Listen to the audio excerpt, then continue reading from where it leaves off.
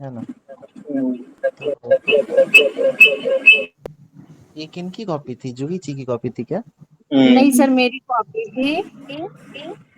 तो म्यूट कर दो। एक म्यूट कर लेंगे। अच्छा हेलो। सर, और भी मैंने 2 कॉपी भेजा दो था दो तो कॉपी और भी भेजा गया था, मैं अभी सर को दे देता हूँ, वो देख लेंगे सर। और सर आप मेरी आप कॉपी। कितना एक्सपेक्ट कर रही हैं उससे, आपको क्या लग रहा है ऐसे में कितना मार्क्स आप सोच रही हैं? नहीं, इस बार सर एक्सपेक्ट नहीं कर रहे, नहीं होने आपका वाला। फर्स्ट फर्स्ट अटेम्प्ट था क्या ये मेंस में? या ये सर मेंस पहली बार लिखा था। अच्छा, बाकी जीएस कैसा रहा है आपका? जीएस पेपर 1 में सर डीआई नहीं बना है सर। बनाए ही नहीं कि गलत हो गया? नहीं नहीं, बनाए ही नहीं है सर। दोनों? नहीं, एक बनाए हैं। सही है वो? एक तो सही है सर, मतलब चेक तो नहीं किया था लेकिन वो सही है। अच्छा। और ये सेकंड पेपर कैसा हुआ? सेकंड पेपर पहले वाले से अच्छा गया था। छोड़े नहीं है ना क्वेश्चन? नहीं, क्वेश्चन नहीं छोड़े थे, वही जीएस पेपर 1 सर खराब गया है। कौन सा पोर्शन खराब हुआ, बस डीआई वाला कि और कुछ भी? और एक छोटा वाला था क्वेश्चन, हाँ हाँ। उसमें भी 2 नहीं बना है। अच्छा। जीएस पेपर वन में जैसे आप छोड़ दिए ना, हम्म। 120 के राउंड आपका पेपर वन में, एक एक डीआई अगर सही होगा ना, यस सर। तो ऐसा ही लिखिए जैसा ऐसे लिखी है वैसा ही लिखी है ना। हाँ, ऐसे जैसा लिखे हैं वैसा ही लिखे हैं सर। राइटिंग वगैरह तो काफी अच्छा है आपका, है ना, और प्रेजेंटेशन भी अच्छा है। राइटिंग राइटिंग ही अच्छा है सर। है कोई बात नहीं मैम, आप जुड़े रहिए, रुपेश सर इतना प्रैक्टिस करवाते हैं मेंस के लिए, है ना। ये सर तो आप सर प्रैक्टिस करवाते तो वो किए थे सर, और ये क्लास भी देखते हैं एक्चुअली सर, हम दोनों हैं, ये तो फोन एक ही से कनेक्ट हो जाते हैं दोनों लोग। दोनों लोग? हाँ, ये कनेक्टेड रहते हैं। ये कॉपी में भेज देता हूँ सर, जरा सा देख लीजिए इसको। जी जी सर। बढ़िया, आप अच्छा लिखी थी।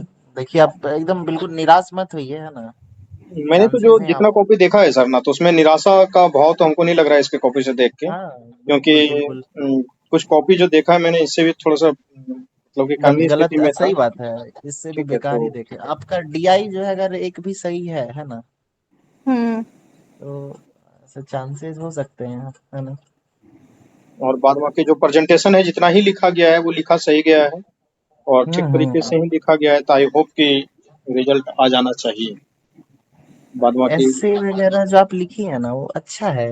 जैसे देखिए हम और रुपेश सर एक दिन साथ में बैठ के इवेलुएट कर रहे थे। हम्म तो अच्छा। जैसे एक चीज था कि आप जो किसान वाला लिखी हैं, तो उसमें आप लिखी हैं कि 48% लोग जो हैं वो कृषि क्षेत्र वो में सर। रोजगार प्राप्त करते हैं।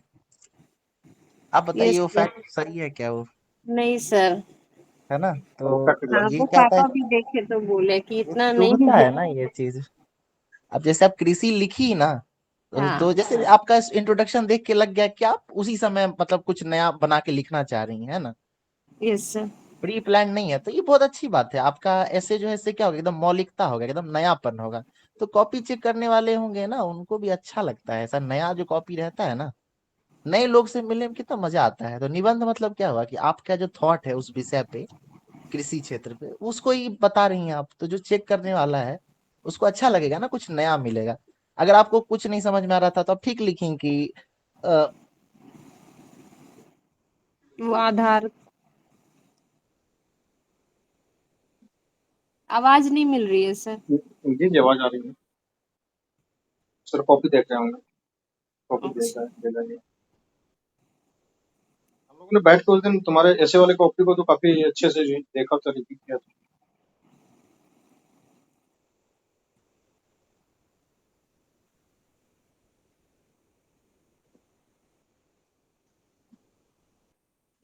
बात है कि तुम्हारा सिलेक्शन असाई में हो ही चुका है। यस सर, तो वो 70 हम कंटिन्यू करना चाहते हैं सर, तो हाँ, नहीं इसमें तो वो थोड़ा सा। कंटिन्यू कीजिए, उसमें कोई समस्या तो है नहीं। जब तक हाँ। ट्रेनिंग में बुला नहीं लेता है तब तक तो आप फ्री हैं। हाँ। अगर बीच में डॉक्यूमेंट यस वेरिफिकेशन के सर। लिए बुलाता है तो एक आध दिन बुलाएगा। तो डॉक्यूमेंट हाँ, में वही लेके जाना है, वो रूटीन टास्क है, पटना में है ही, पटना में ही होना है सारा चीज। तो बहुत भाग दौड़ वो है गया नहीं। नहीं सर हम लोग का। जहाँ भी होगा तो उसके लिए बहुत परेशान होने की आवश्यकता तो है नहीं। ठीक है, यस सर। तो हेलो। हाँ सर। हाँ सर बोल। सॉरी, मैं बना ही सकते हैं ना, थोड़ा कम से कम शुरू में आप बहुत अच्छा लिखे, तो उसको थोड़ा कंप्लीट कर देना चाहिए, 2 पेज और कुछ बना देते, कुछ लिख देते, है ना। और इतना सारा कोटेशन वगैरह आपको याद है, तो उसका फायदा मिल उठाना चाहिए ना। कई बार हम लोगों को यही पता नहीं चल पाता है कि मेरे अंदर का ताकत क्या है। हाँ। इतना इतना अच्छा अच्छा कोटेशन लिखा हुआ था, उसी को मतलब देखो होता क्या है ना, कॉपी का पेज खाली छोड़ जाता है, तुम कितना भी भर दो, एक यस साइकोलॉजिकल सर। इफेक्ट होता है ना, कि ये तो खाली छोड़ दिया है इन्होंने, ये हो जाता है। हाँ, छोड़ना नहीं है उसको। तो सर वो अभी भी इम्पैक्ट पड़ता है खाली पेज का? बिल्कुल थोड़ा इससे है थोड़ा हम बहुत लोग। तो वो ह्यूमन साइकोलॉजी है बस, लेकिन तुम्हारा कंटेंट ठीक है तो बहुत डरने की अच्छा बात देखिए, नहीं है। हम आपका जो है ना, हम काउंट किए थे, आप एक सेंटेंस में 7 वर्ड लिखती हैं, ठीक है। अच्छा। और एक पेज में आपका जो था टोटल 84 वर्ड्स, 85 मान चलिए 90 शब्द लिख रही हैं। तो अगर आप एक 6 पेज या 7 पेज लिख रही हैं, तो कितना शब्द हुआ? यही सर 600। 630। हाँ। है ना, कुछ हुआ ना इस तरह, 650 के आसपास। Yes sir. हाँ। और एक ऐसे लिखने कहा जा रहा है 700 से 800 वर्ड, तो कम से कम उसका जो लोअर मार्जिन है उसको तो टच करेंगी ना। शुरुआत अच्छा कर दिए ना, तो अंत जो है उसको खींच के पूरा ही देना। समय कम पड़ गया था क्या आपको? नहीं, समय सर लास्ट में बच गया था 5-10 मिनट। हम खुद सोचे पता नहीं कैसे, क्योंकि सर पहली बार हम लिख रहे थे इससे। अच्छा देखिए, एक चीज और बताते हैं, हम लास्ट पेज भी आपका देखे थे, जिसमें हाँ। आप वो बनाने की कोशिश कर रही थी, यस। डायमेंशंस, तो कितना कम कम डायमेंशन आप खोली हैं, उसको खूब खोलना है ना।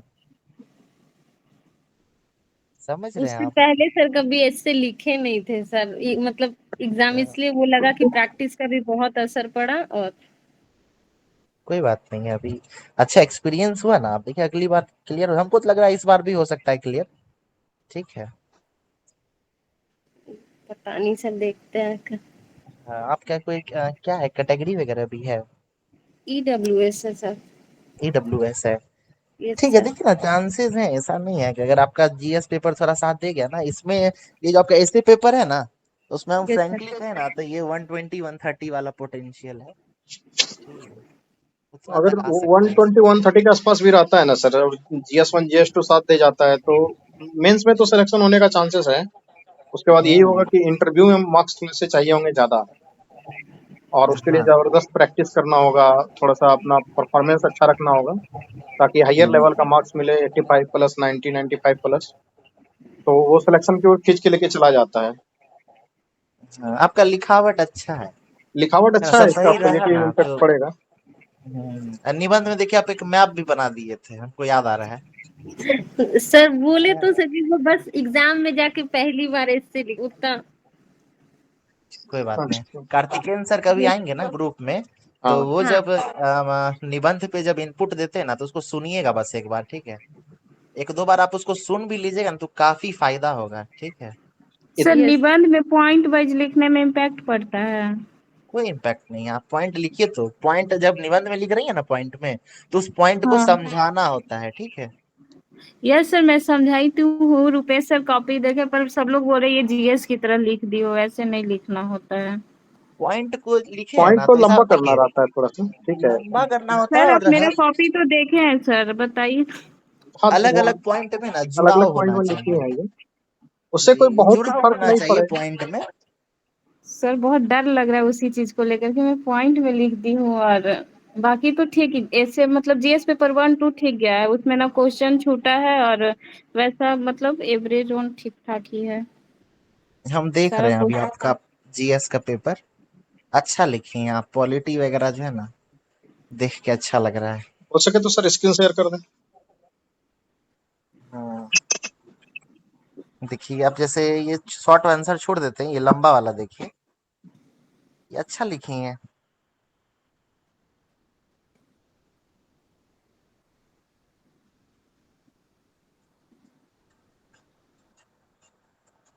अच्छा है, बहुत अच्छा लिखी है ना, सब सही रहा ना तो अच्छा मार्क्स दे देगा। प्रेजेंटेशन वगैरह बहुत अच्छा है मैम आपका। ठीक है। लेकिन कंटेंट जैसे सर। ये देखिए पेज जो खाली छोड़ी है ना, ये सब यस चूहे सर। का है ना। इसको भरना है, थोड़ा लिखना है इसको। 1 2 3 3.5 ठीक है।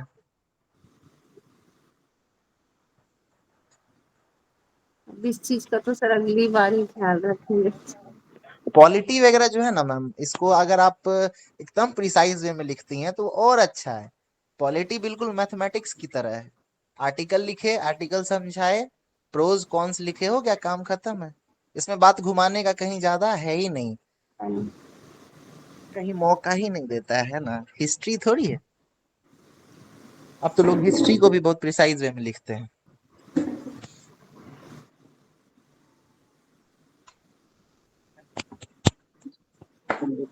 बाद ये बाकी जो ये 69 अच्छा है। लिखी है तो काफी जो है कि सुसज्जित तरीके से लिखा गया है, हाँ हाँ, बहुत अच्छा है। उसमें कोई दिक्कत नहीं है। ये जो बीच बीच में पेज छोड़ दिया गया ना, इस चीज को नहीं छोड़ना चाहिए था। मानसून की विशेषता है, कितने अच्छे से इसको फिगर वगैरह बनाया गया है। हम्म।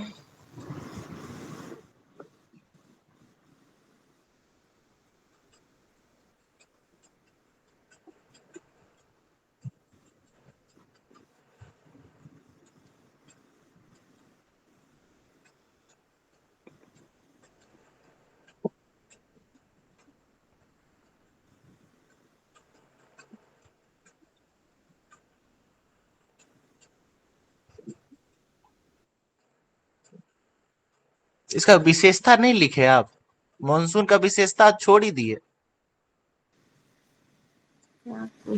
छोटा सा क्वेश्चन था सर, छोटा जैसे वाला कि क्वेश्चन था। जैसे इस क्वेश्चन में क्या लिखा है, भारतीय मानसून तंत्र की क्रियाविधि एवं विशेषताओं का विश्लेषण करें। तो ठीक है, तो क्रियाविधि तो क्रियाविधि चलिए को समझ में आता है दर्शाती कि है। आप लिखे, लेकिन इसका आपको विशेषता भी तो लिखना चाहिए था, है ना।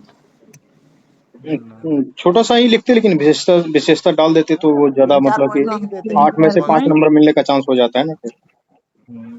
अब ऐसे में क्या हुआ कि आप एक ही पार्ट टच किए, आपको फुल मार्क्स भी देगा तो 4 नंबर से ज्यादा थोड़ी देगा। ये बहुत ध्यान रखने की बात होती है कि आंसर के हर पहलू को थोड़ा सा ही टच करें, लेकिन टच करते हुए चलें, जितने भी टेल पार्ट होते हैं ना।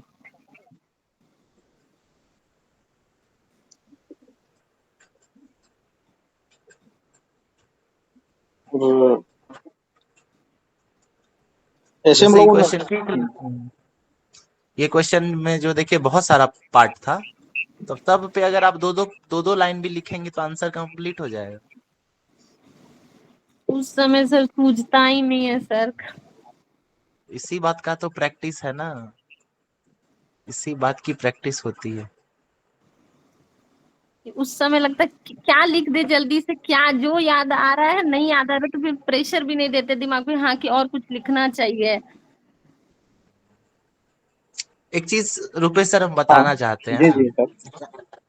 जब हम मेंस जब लिखे थे फर्स्ट टाइम का हम बात बता रहे हैं, जी तो आंसर लिखते थे ना, तो हम लोग तैयार किए हुए थे बहुत सारा आंसर, लेकिन धीरे धीरे हमको आइडिया लग गया कि तैयारी जो है ना वो जितना होना चाहिए जैसे बाकी टॉपर्स लोग करते हैं उस तरह का हो नहीं पाया है। हम्म ठीक है, अच्छा। तो आइडिया लग जाता है ना खुद ही, जैसे अभी आप मैम बता रही है ना कि क्या लिखे समझ में नहीं आ रहा है, तो ये आइडिया ये जो सर है अब लगने लग रहा लगता है है। सर। जी, तो हम क्या किए थे, लास्ट का जब टाइम बचा ना 10 15 दिन, तो हम ना ऐसा ऐसा पॉइंट खोजना शुरू किए ना जो किसी भी आंसर में फिट हो जाता। समझ रहे हैं।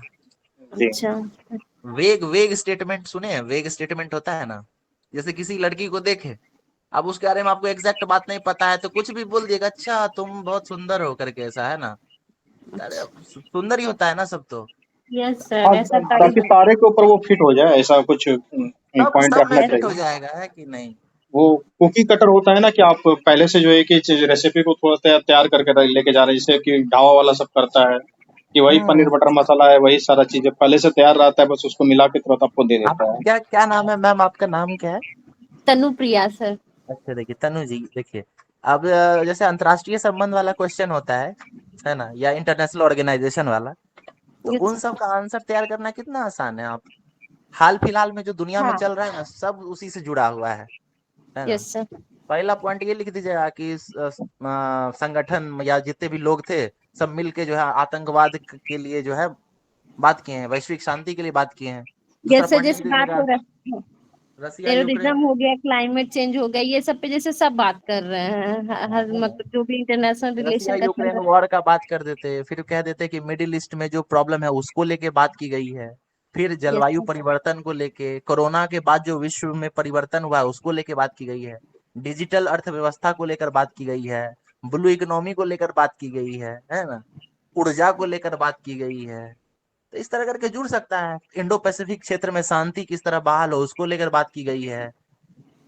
समझ रहे हैं। उसका आपूर्ति श्रृंखला किस तरह बहाल हो उसको लेकर बात कही गई। आप गिन नहीं पाएंगे, इतना पॉइंट हो जाएगा, है ना। बिल्कुल। सही बात सर। और समझ रहे हैं। और ये बहुत सदाबहार है ना, आप कहीं भी डाल सकती हैं। आप ब्रिक्स में डाल दीजिए, आप G20 में डाल दीजिए, G7 में डाल दीजिए, कहीं डाल दीजिए, है ना। भारत को क्या लाभ हो सकता है, या भारत जैसे G7 में नहीं जुड़ा हुआ है लेकिन फिर भी G7 वाले बुलाते हैं, तो इससे G7 को क्या लाभ है और भारत को क्या लाभ है, यही सब पॉइंट घुसा दीजिए। भारत अपनी ऊर्जा सुरक्षा को ही कर सकता है, आपूर्ति श्रृंखला है उसको ठीक कर सकता है, डिजिटल अवसंरचना बढ़ा सकता है, स्पेस टेक्नोलॉजी में इसको फायदा हो सकता है। इस तरह 10 पॉइंट भारत को फायदा हो जाएगा। G7 देशों को क्या फायदा है, तो उसमें जोड़ दीजिएगा कि भारत का जो जनसंख्या है तो वो क्या है ना कि बहुत बड़ा मार्केट की तरह यस कार्य सर। करता है। तो जितने भी G7 देश हैं उनके लिए भारत एक मार्केट है। ये डाल दीजिए, वैसे मार्केट डाले, बस 4-5 पॉइंट उसमें घुसा दीजिए। समझ रहे हैं। इससे फायदा क्या होगा, तो भारत में जो आर्थिक इनइक्वालिटी भारत। है, इकोनॉमिकल, ये दूर हो जाएगा इससे। और क्या होगा, तो रोजगार बढ़ेगा, FDI बढ़ेगा, FII बढ़ेगा। कितना पॉइंट डाल सकते, इस तरह बोले सदाबहार पॉइंट है सब। आप जब आप अगली बार मेंस में आइएगा ना, यस तो आप सर। देखिए कि आपको घबराना नहीं है। रुपेश सर आप इतना अच्छा तैयारी करा देंगे आपका, कि आप जो है ना इसलिए तो वहां सर जाके बस ये। आप ये चूज कीजिएगा कि आप लिखें क्या, इतना सारा आता है लिखने के लिए, है ना। होता क्या है ना सर, रिग्रेस प्रैक्टिस के बाद चीजें जो है कि क्लासरूम में बहुत सारी चीजें याद आती रहती है, और वो जो बिल्कुल प्रैक्टिस नहीं हो बिल्कुल। पाता है तो वही एक टॉपर और क्या कहते हैं एक नॉन सिलेक्टेड कैंडिडेट के बीच वो गैप क्रिएट कर देता है। डिफरेंस है। Yes sir. हाँ तो अब वो देखिए ये अभी जो बताए हम पॉइंट आपको, ये हो गया एवरेज आंसर का, ठीक है।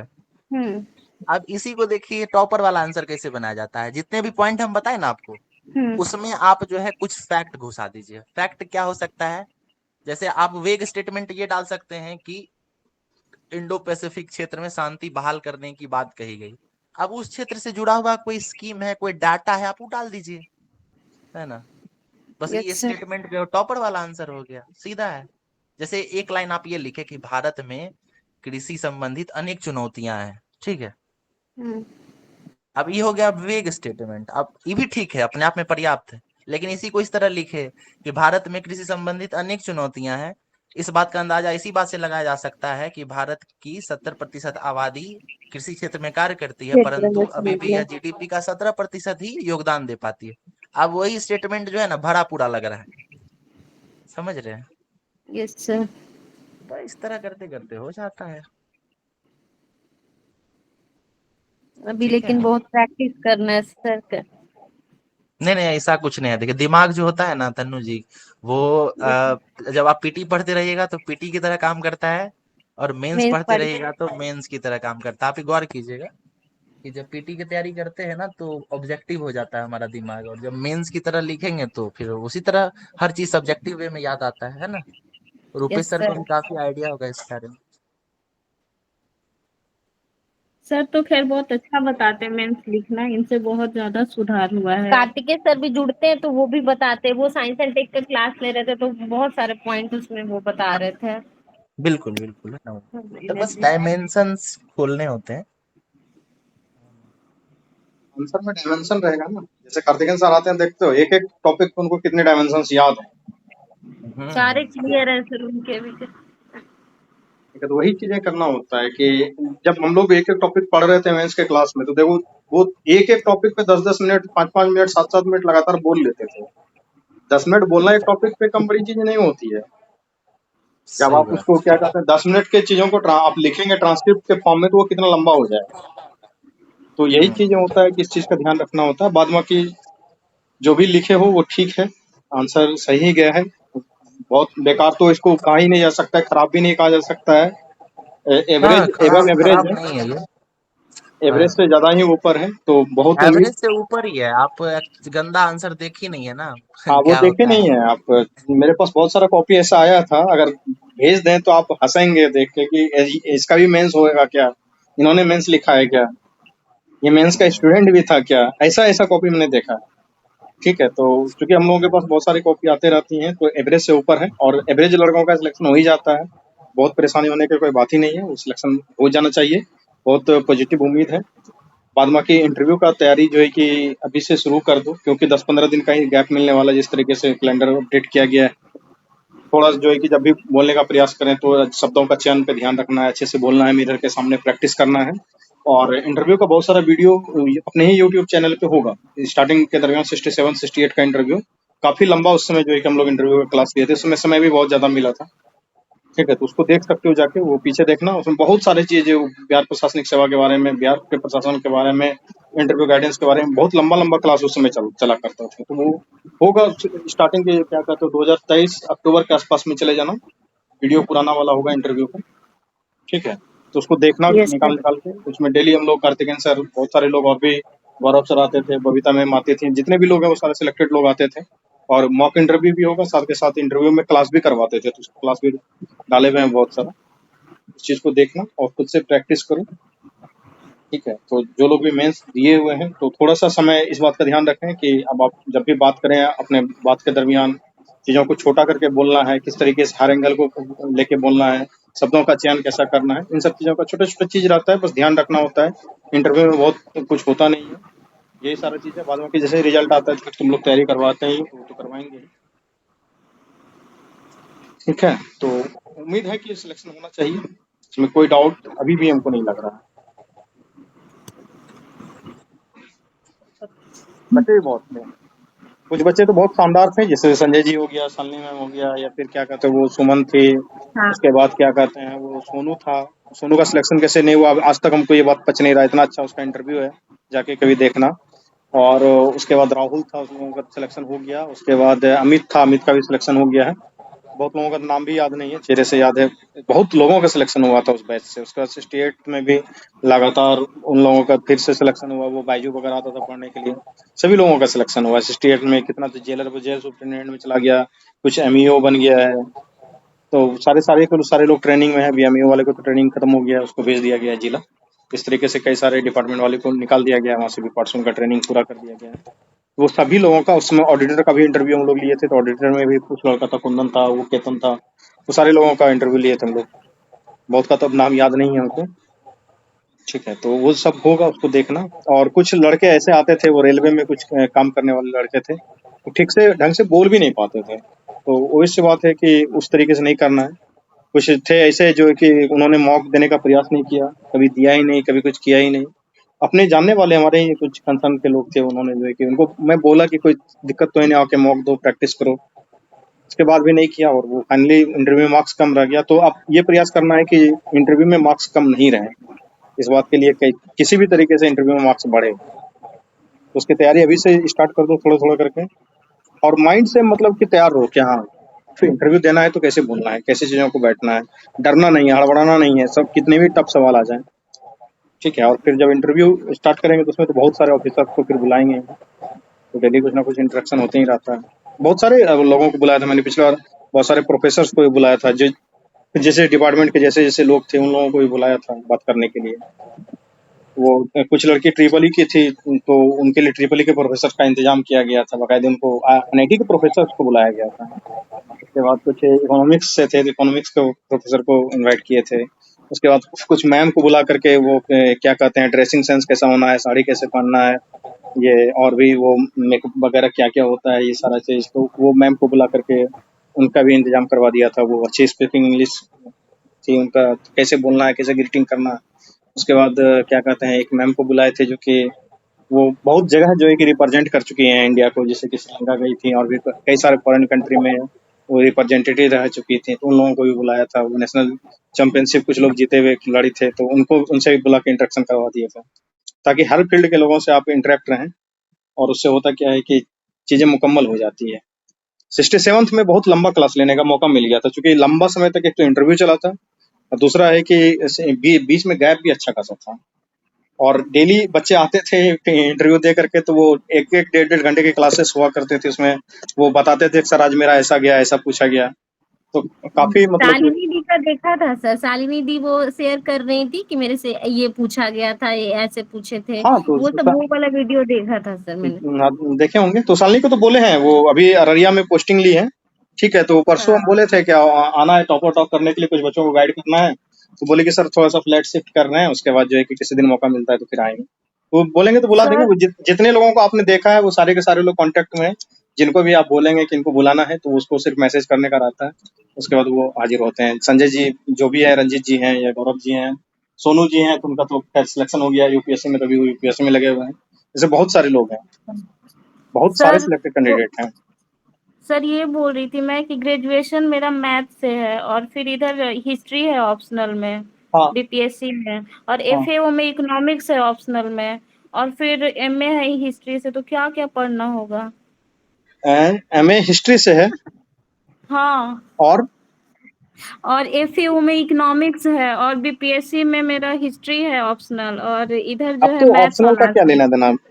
मतलब अच्छा, वो तो क्या कहते हैं क्वालिफाइंग से थोड़ा सा। यस तो सर। देखो, मैथमेटिक्स का जो बेसिक फार्मूला है उस चीज का थोड़ा बहुत ध्यान कर लो, जो भी तुम्हारा ग्रेजुएशन में था। सिलेबस कम से कम गो थ्रू रहना चाहिए, कि ये नहीं है कि अब पूछ यस दिया वो तो जाए पता है, पढ़ा कि हुआ है, ग्रेजुएशन हम्म पढ़ के दी थी पेपर, आप तो पढ़ उतना के पास पता किए हैं तब है। तो परेशान होने की आवश्यकता है नहीं। थोड़ा सा उसके पर मतलब फार्मूला बुक को रिवाइज कर लीजिए। उसके बाद हिस्ट्री में पर्याप्त जानकारी है होगा ही, उसके लिए बहुत परेशान होने की आवश्यकता नहीं है। मास्टर्स में भी हिस्ट्री से ही है, तो उसमें थोड़ा बहुत यस देख सर। लेना है कि हिस्ट्री के जो भी थॉट्स वगैरह हैं वो कई बार पूछ लेते हैं डेप्थ में जा करके। थोड़ा सा वो क्या कहते हैं, इतिहासकार के मार्क्सिस्ट दृष्टि क्या है, उसके बाद सबाल्टन दृष्टि क्या है, ये सब सारा चीज। तो इतिहास लिखने के जो कला तरीके होते हैं उसको देख लेना है। बाद में के थोड़ा सा हिस्ट्री को ब्रशअप कर लेना अच्छे से, क्योंकि मास्टर्स भी है तो थोड़ा सा अच्छे लेवल का सवाल पूछने का उम्मीद किया जाता है। और उसके बाद फिर क्या बताए तुम, हिस्ट्री से ही दोनों है तो बहुत। एफएओ का जो पेपर है सर, उसमें तो इकोनॉमिक्स मेरा हाँ, तो ऑप्शनल है, एफएओ का तो जो पेपर है इकोनॉमिक्स ऑप्शनल है, तो उसमें जो तुम इकोनॉमिक्स पढ़े हो एफएओ वाला, एफएओ में तो उसको इकोनॉमिक्स को ठीक से पढ़ना, क्योंकि उसमें जो सवाल पूछे जाएंगे वो प्योर इकोनॉमिक्स के सवाल पूछ लिए जाएंगे। यस सर, प्योर इकोनॉमिक्स ही था, बट मैं एग्जाम के वो पीवाई क्यू देख के तैयार कर ली थी, बस मैं 15 दिन में उसको तैयार की थी सर। हाँ, तो अब डर लग रहा है। उसके लिए डरने की आवश्यकता नहीं है। वो इकोनॉमिक्स के ये 2-4 सवाल तो आएंगे ही आएंगे, उसमें कोई डाउट नहीं है। क्योंकि जब स्पेशलाइज्ड इंटरव्यू होता है तो उसमें उस तरीके के सवाल पूछे ही जाते हैं। ठीक है, यस उसमें सर। आप जनरल सवाल को उम्मीद नहीं करेंगे। स्पेशलाइज्ड इंटरव्यू स्पेशलाइज्ड सवाल होता है। पिछले बार भी जितने बच्चों ने दे के आया था वो ऑडिटर वगैरह का इंटरव्यू, उनसे साफ साफ ऑडिटिंग के प्रिंसिपल वगैरह पूछ लिए जाते थे। ठीक है, तो उसके लिए बहुत परेशान नहीं होना है। जो जैसे प्रीवियस ईयर क्वेश्चन ही पढ़ के गए थे, तो प्रीवियस ईयर क्वेश्चन को ही देख लेना, एक बार रिवाइज कर लेना, उसी को थोड़ा सा आत्मसात कर लेना, बहुत ज्यादा नहीं हो तो। ठीक है, उसके बाद फिर क्वेश्चनायर वगैरह मिलता है, तो वो क्वेश्चनायर वगैरह दे देंगे कि उसमें किस किस तरीके के क्वेश्चन पूछे जाते हैं। ठीक है, तो वो धीरे धीरे यस सर। तैयार हो जाएगा। ये दिमाग में लेके चलना है कि अगर इसका से पूछने, देखो, अगर स्पेशलाइज इंटरव्यू हो और स्पेशलाइज तरीके से सवाल पूछे जाए, उसमें करना क्या रहता है कि जो जनरल सवाल पूछे गए हैं उसका आप अच्छा आंसर देने का प्रयास करें। ठीक है, और जो अच्छा स्पेशलाइज सवाल है तो उसमें अगर थोड़ा सा डाउन भी जाएंगे तो मेकअप हो जाएगा। एक बात का ध्यान रखो कि 4 सवाल 5 सवाल लगातार भी नहीं बता पाओ ना, तो अपना पेशेंस नहीं खोना है कि अरे यार ये क्या हो गया। ठीक है, 4 सवाल नहीं आ रहा था, नहीं मारे। एक ओवर में सर 6 गेंद है, अगर 4 बॉल निकल भी जाए, 5 बॉल निकल भी जाए, और छठे पे जाके छक्का मार लिया तो 6 रन हो गया, और एवरेज तो कंप्लीट हो गया ना। बस यही दिमाग में लेके चलना। ठीक है, और सर कुछ बताइए आप भी। जी सर, बढ़िया बताए, आप तो सब कुछ बता ही दिए। मिथिलेश कुछ पूछना चाह रहा है? हाँ सर, बोल रहे हैं सर कि आपका सर ऑफलाइन कोचिंग कहाँ चलता है सर? अभी हम लोग सिर्फ और सिर्फ ऑनलाइन में ही इस सेक्शन में ही है। ठीक है, सर तो इंटरव्यू सब का सर तैयारी कैसे ये होता सारा है? का सारा ऑनलाइन मॉडल से ही होगा। आपको क्या कहते हैं, जूम का लिंक दिया जाएगा, उसमें जो है कि वर्चुअली इंटरव्यू हम लोग लेते हैं। पिछले बार भी बहुत सारे लोगों का इंटरव्यू लिया है, और सारे के सारे ऑनलाइन ही इंटरव्यू लिए थे हम लोगों ने। नहीं, वो हमको सेटअप लगा सर आपको ऑफलाइन क्लास है क्या? अ, हाँ, तो वो सारा का सारा चीज आपको जो है कि ऑनलाइन ही मिलेगा।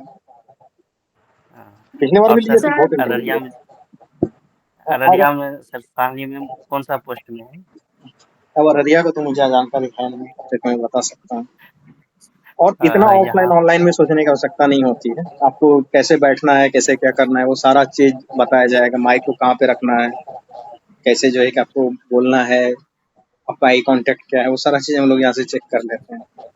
यस सर, क्योंकि हम लोग ऑनलाइन से ही तो पढ़ रहे हैं तो इतना रिप्लाई दे रहे हैं, ऑफलाइन क्लास में तो इतना रिप्लाई भी नहीं देते थे। क्योंकि भीड़ होती है ना, तो उसमें पता भी नहीं चल पाता है उसके नहीं लिए। सर, यहाँ इंटरेक्शन अच्छा होता है सर, कुछ भी बात का जवाब देते हैं या फिर आप लोग समझाते भी हैं तो। ऑनलाइन में सर कंसंट्रेशन नहीं बन पाता है। बात ये है कि ऑनलाइन में जो है कंसंट्रेशन नहीं बन पाता है, मतलब जैसे ऑफलाइन है तो जब इंटरव्यू सामने वाला मतलब क्लास लेते ये हैं तो ना, या इंटरव्यू का जब सेशन चलाते हैं, तो हम लोग खुद भी जो है कि पूरे ड्रेसअप में ही रहते हैं। जो भी टीचर आपको आते हैं उस समय पढ़ाने के लिए, हम खुद भी रहते हैं। तो वो पूरा इंटरव्यू का ड्रेस पहन के कैसे बैठना है, वो प्रॉपर वे में बैठते हैं। वो फुल स्टूडियो सेटअप में बैठते हैं, उसके बाद ही क्लास लेते हैं उसका। इस तरीके से क्लास भी नहीं लेते हैं। बिना कैमरा ऑन किए उसमें क्लास होता भी नहीं। ठीक है, तो उसका थोड़ा सा अपनी अलग मर्यादा है, उसकी अलग रिक्वायरमेंट है। ठीक है, तो इसके लिए बहुत डाइवर्ट होने का और मतलब नहीं है। इंटरव्यू लेवल के स्टूडेंट को अगर डिस्ट्रैक्शन और ये सब होगा तो फिर वो इंटरव्यू क्या देंगे, इस चीज को समझ नहीं आ सकता है। बच्चों का खेल है कि डिस्ट्रैक्ट हो रहे हैं, पढ़ने का मन नहीं कर रहा है, ये सब बच्चों वाले बहाने हैं। ठीक है, तो अगर और कुछ पूछना है तो पूछिए, नहीं तो फिर काफी लंबा समय हो गया। सर यही पूछना था, इकोनॉमिक्स में 2 क्वेश्चन मेरा छूटा है तो उससे इम्पैक्ट नहीं पड़ेगा? नहीं, बहुत परेशान नहीं होना है इकोनॉमिक्स को लेकर के। जो बेसिक इकोनॉमिक्स के प्रिंसिपल हैं, जो आपके एफएओ के जो प्रीवियस ईयर पेपर है, उसको रिवाइज कीजिए और उसी से काम चल जाएगा। सवाल पूछने का बहुत मौका नहीं मिलता है उनको। ठीक है, बहुत आसान सब सवाल पूछा जाता है। 15 मिनट 20 मिनट से ज्यादा इंटरव्यू चलेगा ही नहीं। 15 मिनट तो बहुत ज्यादा बोल दिए हैं। पिछले बार तो 8-7 मिनट भी चलता था। हाँ सर, ये सर 67 का तो इंटरव्यू 10 मिनट से 8 ज्यादा मिनट गया से ही ज्यादा नहीं नहीं था ये चला था। सब। देखिए हाँ सर। आपका जो इकोनॉमिक्स है ना, उसका मेरे रिलेटिव्स हैं, मेरे कुछ फ्रेंड्स हैं जो दिए हैं पेपर, है ना, इकोनॉमिक्स से ही। यस उसमें सर। है ना, देखिए आपको घुमाना आना चाहिए आंसर, ठीक है। थॉट्स में क्लियरिटी होना चाहिए। जैसे आपको वो सिचुएशन देंगे कुछ, ठीक है। एग्जाम्पल ले लीजिए कि अगर मंदी भी आया हुआ है और बेरोजगारी भी है, तो आप अगर आप एक मतलब एक फाइनेंस मिनिस्टर हैं, तो आप क्या क्या कदम उठाएंगे, समझ रहे हैं? मंदी भी है और बेरोजगारी भी है तो इसमें क्या हाँ करेंगे? हाँ। ये इसमें मंदी है बेरोजगारी भी है। सर सबसे पहले हम सबको मतलब कुछ इंटरेस्ट कम इंटरेस्ट पे लोन प्रोवाइड कराएंगे और ठीक है, इसके बाद बेसिक उससे उससे स्ट्रक्चर को क्या होगा थोड़ा ये भी तो बताइए ना। कम मतलब कम रेट पे अगर हम लोन प्रोवाइड कराएंगे तो इससे ये होगा कि लोगों के पास पैसा आएगा तो वो पहले अपना बेसिक नीड्स पूरा करेंगे और इसके साथ साथ कुछ इन्वेस्ट करेंगे, जैसे बिजनेस अपना माइक्रो लेवल पे या स्मॉल लेवल पे कर सकते हैं, फैमिली बिजनेस स्टार्ट कर सकते हैं। ठीक है, और सर इसके साथ कुछ रोजगार सृजन करेंगे, देखेंगे किस किस सेक्टर में मतलब लोगों की जरूरत है और बेसिक स्ट्रक्चर पे ध्यान देंगे। जैसे रोजगार सेक्टर में जैसे मनरेगा चल रहा है तो मनरेगा को बूस्टअप करेंगे अच्छे से और भी अन्य इस टाइप के स्कीम्स चलाएंगे जिससे लोगों को रोजगार मिल सके और उनके एजुकेशन रोजगार परक एजुकेशन पे विशेष ध्यान देंगे। ठीक है। तो इसी तरह और एक दो पॉइंट और जोड़ दीजिएगा, इसी में बस हो जाएगा आंसर। देखिए, इसको जैसे कि बताया आपने कि क्या कहते हैं कि लोग रोजगार सृजन कर सकेंगे, या फिर हम लो इंटरेस्ट रेट देंगे। ठीक है, तो इंटरेस्ट रेट जैसे लो देंगे, सर ने फिर पूछा कि उससे क्या होगा इम्पैक्ट। तो आप इसको जो है इकोनॉमिक टर्म में बोलिए कि सर उससे मार्केट में लिक्विडिटी फ्लो बढ़ जाएगा। हाँ एग्जैक्टली, यही हाँ, बात हम बोलना चाह रहे थे, है ना। आप जनरल आंसर नहीं दे सकती है ना, अब आपको उसका वो एग्जैक्ट बताना होगा। फ्लूइडिटी बढ़ेगा, है ना, फिर उससे क्या होगा। M3 है, M1 M2 M3 ये सब पढ़े होंगे ना। यस सर ये सब पढ़ा मनी हुआ मनी है। मनी मनी मल्टीप्लायर मल्टीप्लायर का इफेक्ट बढ़ इफेक्ट जाएगा बढ़ेगा, ना। ये वर्ड यूज करना है आपको अब, है ना। इकोनॉमिक्स ठीक में है। इकोनॉमिक्स के टर्म को यूज करने का प्रयास करें, आंसर में ज्यादा बेहतर रहेगा वो। सर मैं ये पूछ रही थी, मेंस में मेरा 2 क्वेश्चन छूट गया है 10 मार्क्स का, क्योंकि वो शॉर्ट फॉर्म पूछ दिया था जो मैं कहीं मतलब उससे परिचित नहीं थी हम्म। कि मैं सोच के भी लिख सकूं, तो उसका इम्पैक्ट कितना पड़ेगा? उसका इम्पैक्ट पड़ेगा कि आपका जो टोटल मार्क्स होगा उसमें 8 नंबर कम हो जाएगा। क्योंकि मैं सर लगभग सर तो देखे हैं मेरा कॉपी, इकोनॉमिक्स से मैं सेटिस्फाइड हूँ कि मैं 15 दिन में ही बहुत मतलब अच्छा से लिख दी थी। ऐसा नहीं लगा कि कुछ कम। सर वैसे देखे, रुपेश सर आप बताइए, देखे तो हैं आप देखे सर थे। इकोनॉमिक्स? बाकी वो छोटा वाला क्वेश्चन बस वही 10-10 मार्क्स का था, और वो फुल फॉर्म था, मतलब एक छोटा सा बस ऐसे ही दिया हुआ था। उस टर्म को मैं सुनी ही नहीं थी, तो मैं कुछ लिख ही नहीं पाई उसको। बस वही जो तो सर ने बताया कि अधिकतम 8 नंबर का नुकसान होगा और उससे ज्यादा तो कुछ होगा नहीं, तो बहुत परेशान होने की आवश्यकता नहीं। और जो क्वेश्चन ऐसा होता है, सब बच्चों के साथ होता है, जब जितना भी कॉपी देखते हैं, या तो उन्होंने कंप्लीट नहीं कर पाया, या एक आध क्वेश्चन छूटा है, या किसी क्वेश्चन को अच्छे से नहीं लिख पाया है। ये आपकी समस्या नहीं है, ये लगभग हर बच्चों की इस तरीके से समस्या होती है। शायद ही कुछ ऐसे बच्चे होते हैं जिनका कि जिन्होंने 100 का 100% जवाब दे के आए हुए रहते हैं। बहुत परेशान होने की आवश्यकता नहीं है इसमें। ठीक है, कुछ नंबर कम होंगे, और उसके बाद आपने क्वेश्चन छोड़ा है तो उसमें तो 0 मार्क्स ही जाएंगे, वही 7-8 नंबर का अंतर पड़ेगा। तो उससे सिलेक्शन नहीं होने या होने का बहुत फर्क तो नहीं पड़ता है, अगर ठीक ठाक नंबर आ जाते हैं। ठीक है। और बाद सर बाकी कुंदन, थैंक यू तुम्हारा सर। जेपीएससी का इंटरव्यू है ना? तो देखो, इंटरव्यू कोई भी हो, बेसिक प्रिंसिपल तो सेम ही रहता है। जी ठीक है सर।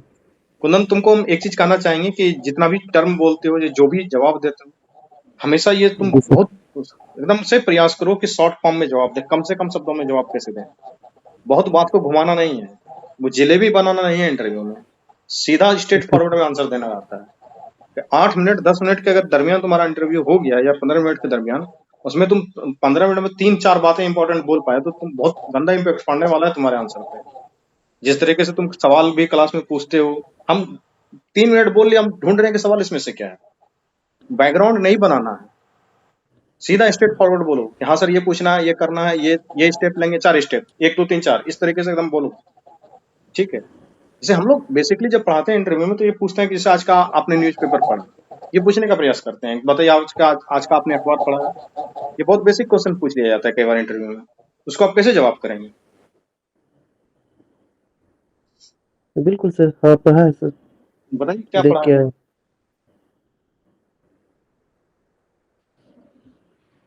जैसे कि सर जो है ये दो बातें सर कह सकते हैं कि पहली बात तो ये कि सर जो भारत का जो है बजट है उस पे जो बजट प्रक्रिया को जो है जो दिया गया था कि उसके बारे में जो है पढ़े थे। अब और यही क्या पता क्या नहीं बोल चल पाया सकते तुम पढ़ा क्या था, इसके बारे में क्या पढ़ा था, बजट के बारे में क्या पढ़ा, जो बोलना चाह रहा था वही गायब हो गया। हैं। ठीक है, तो इसी सब पे ध्यान रखना है। देखो, जब भी इस तरीके से क्वेश्चन का जवाब दो कि हाँ सर मैंने आज का न्यूज़पेपर देखा है, सरसरी निगाहों से देख पाया हूँ, इसमें जो है कि इंटरनेशनल न्यूज में ये सेक्शन था, इंटरनेशनल सेक्शन में बात करें, राष्ट्रीय सेक्शन में बात करें सर, पॉलिटी के क्षेत्रों में बात करें, खेल के क्षेत्रों में बात करें, साइंस एंड टेक्नोलॉजी के क्षेत्रों में बात करें सर, इंटरनेट के इंटरटेनमेंट के क्षेत्रों में। ठीक है, इस तरीके से जो है कि अलग अलग क्षेत्रों में ये न्यूज था, स्टेट स्पेसिफिक कुछ न्यूज था, और इस तरीके से जो है कि पॉजिटिव न्यूज था, ये नेगेटिव न्यूज है, ये सर दुखद खबर समाचार ये इस तरीके से निकल के आया है। तो उससे क्या होगा ना कि तुम हर एस्पेक्ट को कवर कर पा रहे हो। और ठीक है सर। रैंडमली अगर बोलते हो तो उनको लगता है कि ये जो है, ये बच्चा जो है ये प्रिसाइज नहीं है किसी चीजों को लेकर के, इसलिए रैंडम नहीं बोलना है। हमेशा जो है कि ओके स्पेसिफिक उसमें जोड़ लेना है कि सर इंटरनेशनल रिलेशन में ये घटनाएं घटी हैं, उसके बाद पॉलिटी में सर ये घटनाएं घटी हैं, उसके एक एक लाइन में आंसर देते निकल जाएंगे, बात खत्म है। Okay sir. Science and technology के सेक्टर में सर आज ये न्यूज आया है, सर स्पोर्ट के सेक्टर में ये न्यूज चल रहा है। ठीक है, इस तरीके से उसको जी सर। स्पेसिफिक होकर जवाब देना पड़ता है। Okay sir. तो यही है, और जिनको बोलने में दिक्कत होता है, ये हेजिटेशन होता है, कृपया एक मिरर खरीद लें, लंबा सा मिरर खरीदें। आपको पता होगा एक फार्मूला रहता है कि व्यक्ति की लंबाई से आधे लंबाई का अगर मिरर खरीदेंगे तो आपका पूरा शरीर उसमें दिखेगा, उतना लंबा मिरर यस खरीदें सर। और उस मिरर को लगाएं, उसके सामने जो है कि बोलने का प्रैक्टिस करें।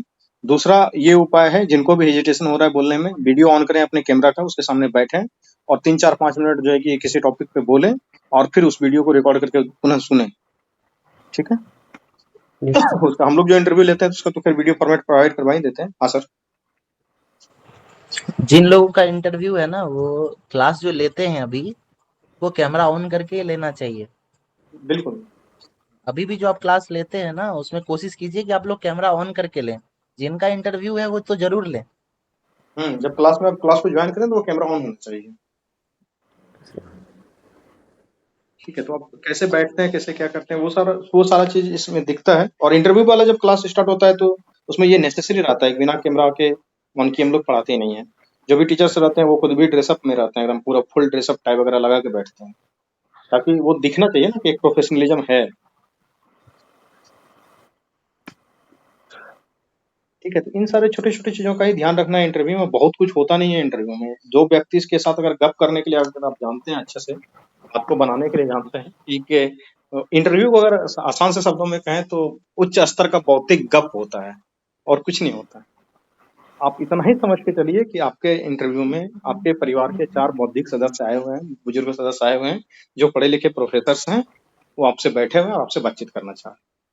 और आपका इंटेंशन ये होना चाहिए कि हम जो बात करें उनको मेरे से बात करने में अंतिम रूप से मजा आ जाए। उनको लगे कि कुछ जो है आज इनलाइटमेंट हुआ है, आज कुछ बौद्धिक ज्ञान हमको इस बच्चे से बात करके मिला है, कुछ अच्छा लगा।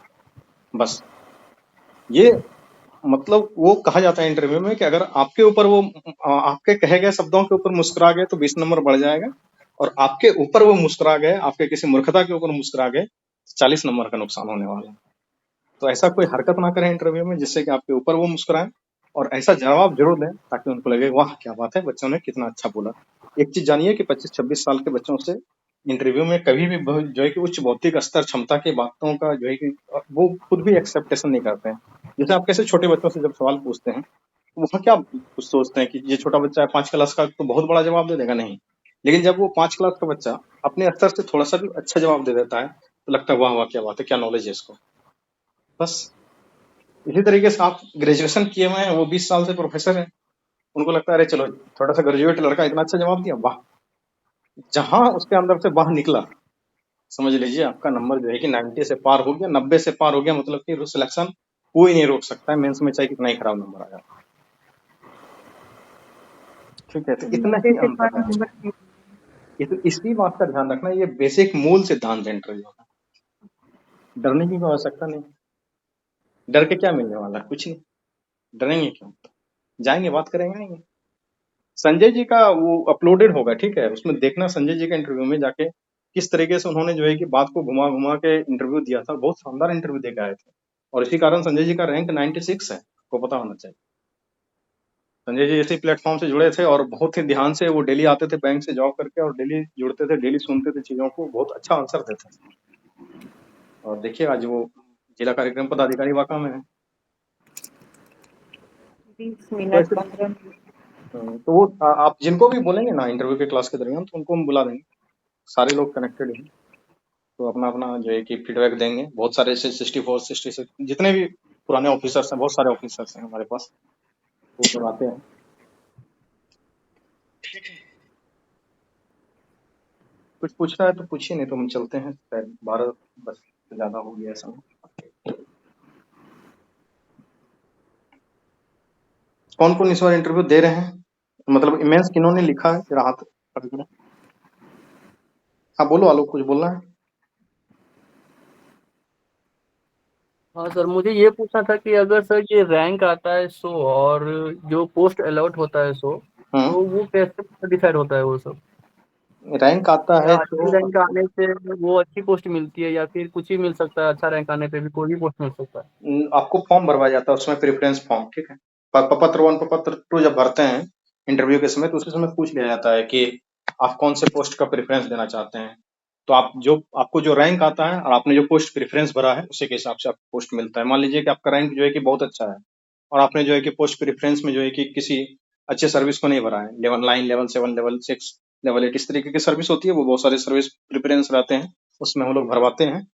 ठीक है, तो आपने जो उसमें सबसे टॉप पे रखा होगा, अगर आपका रैंक टॉप में है तो वो मिलेगा, अगर आपका रैंक बढ़िया नहीं है तो वो पोस्ट भी उस तरीके का नहीं मिलेगा।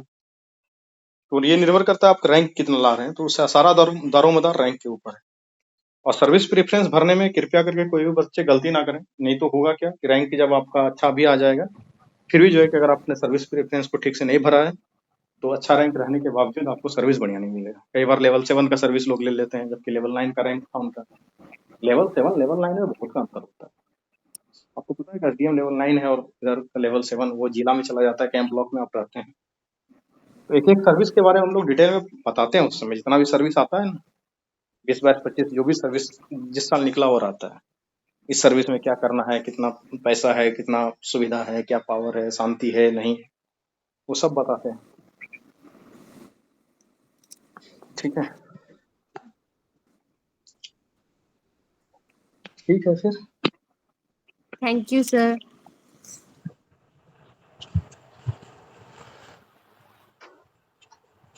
किसी को कुछ पूछना है तो पूछें, नहीं तो फिर चलें। आई थिंक सम अप किया जाए सर फिर। जी सर बिल्कुल। ओके, इंटरव्यू वाले लोग हैं, अपना हॉबी वगैरह तैयार करते हाँ ये रहेंगे धीरे हॉबी धीरे। वगैरह भी तैयार कर लेंगे। ठीक है सर। ये हॉबी पे थोड़ा थोड़ा काम करें आप लोग जो इंटरव्यू देना चाह रहे हैं। हॉबी कैसे रखना होता है? चुनना पड़ता है, मतलब हम लोग ऐसे परिवार से हैं ही कि हमारा बचपन या फिर हमारा जो है भी आज तक का जीवन बीता है कोई बहुत बड़े परिवार के परिवेश में नहीं बीता है, जो कि हमारा कुछ हॉबी होगा भी, ये ट्रुथ है। तो हम लोग को हॉबी बनाना पड़ता है। यस सर, टाइम बचता था तो टीवी देख के खत्म हो जाता था, हाँ, कार्टून में। क्योंकि उस बौद्धिक परिवेश से हम लोग जुड़े ही नहीं, हमारे माता पिता उस बौद्धिक परिवेश के नहीं थे, तो बाय डिफॉल्ट उस तरीके के परिवेश में हम लोगों का जन्म ना हुआ है, ना पालन पोषण हुआ है। तब हॉबी आपको क्रिएट करना पड़ेगा, तो आप हॉबी अपना चुन के उसको उस पर ठीक से प्रिपरेशन करें, ताकि ऐसा नहीं लगे कि हॉबी बनाया गया है। हॉबी और इंटरेस्ट में अंतर होता है, ये सारा चीज पढ़ाते हैं उसमें। ठीक है, तो एक हॉबी एटलीस्ट आप लोग जरूर बनाए, 1 से 2 बनाए, जरूर इसको ध्यान में रखें। तो हॉबी क्या होना चाहिए, आप किसमें कंफर्टेबल हैं, इसको क्रिएट कीजिए।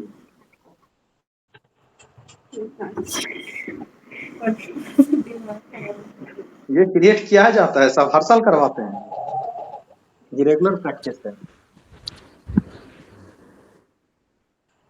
आप लोग चुन के आइएगा कल हॉबी। यस सर, गूगल करके सर्च करेंगे कौन सा हॉबी ठीक रहेगा। कुछ इंटरव्यू देखिए वगैरह। हॉबी है ना, वो जी, हॉबी जैसा लगना भी चाहिए, ठीक है। हाँ, यस सर, ऐसा ना, बारबी पेंटिंग कैसा रहेगा? सर कोई कोई बोलती है ऐसे कि मंडाला आर्ट करते हैं, तो वो सच में सोचती हूँ कि झूठ झूठ बोल देते, बनवा के थोड़ी मेरे से देखने जा रहा है। उसकी बारीकियां पूछेंगे फिर। हाँ, वो तो बस गूगल से पढ़ लेंगे और क्या। देखिए हॉबी जो है ना, ऐसा आप क्या नॉर्मल भी तो बोल सकती हैं कि हमको गाना गाना पसंद है।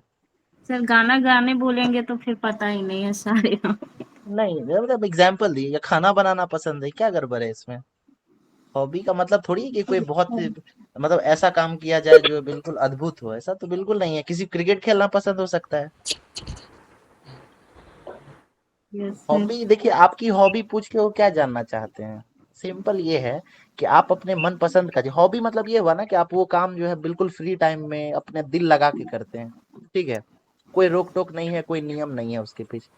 तो वो जो क्वेश्चन पूछते हैं हॉबी से रिलेटेड, उसका मतलब यही है कि आप इस तरह की क्या चीजों को भी आप ध्यान से करते हैं कि नहीं, आपको अपने हॉबी के बारे में भी जानकारी है कि नहीं, ठीक है।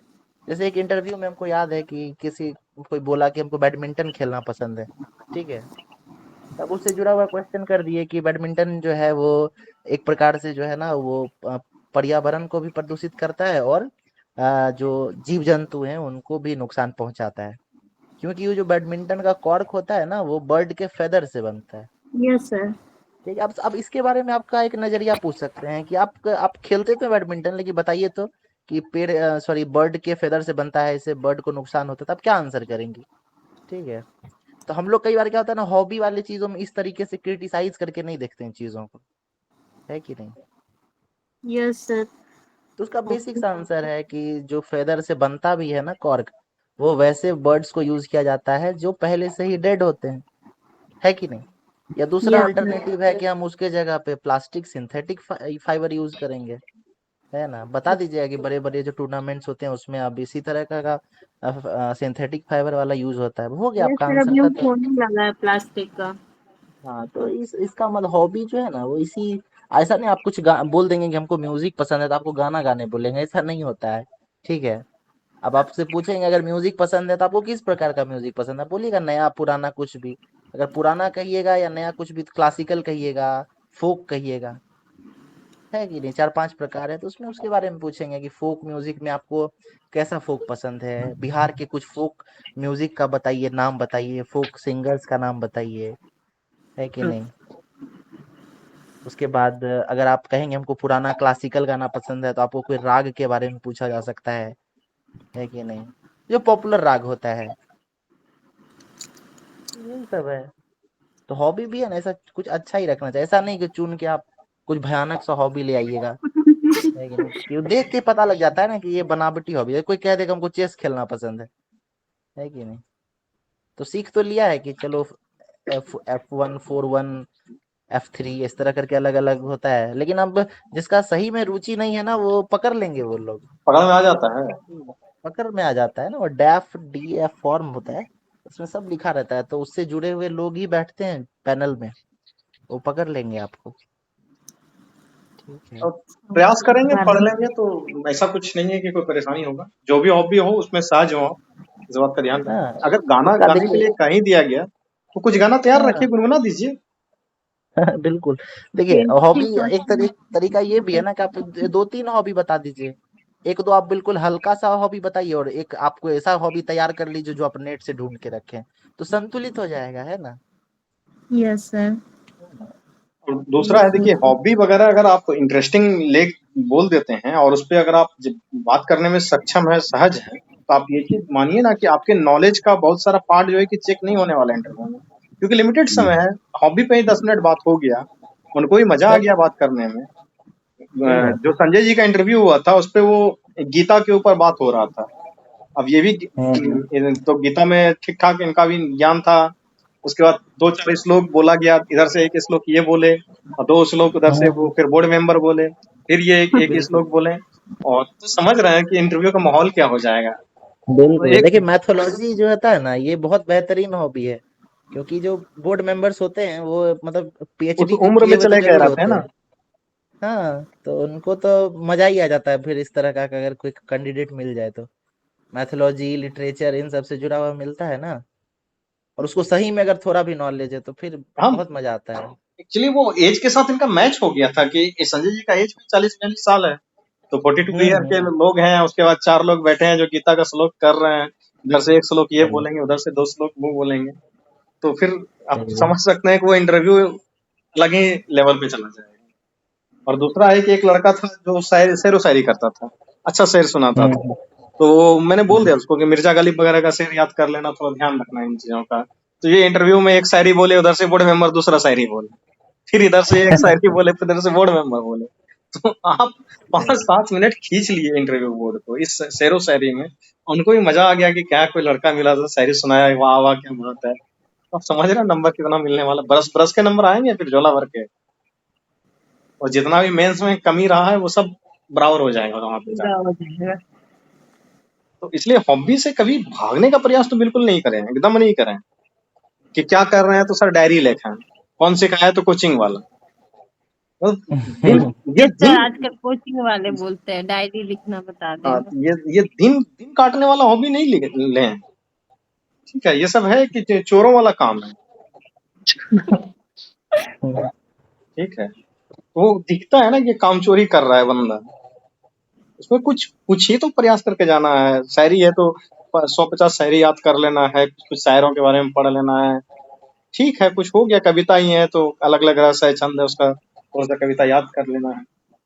ठीक है, तो उसमें बहुत परेशान होने की बात नहीं है, बस आप थोड़ा थोड़ा करके ध्यान देंगे, थोड़ा थोड़ा पढ़ेंगे तो वो चीजें अभी से पर्याप्त हो जाए। क्योंकि जैसे ही मेंस का रिजल्ट आएगा इंटरव्यू के बीच में 15 दिन का समय मिलेगा।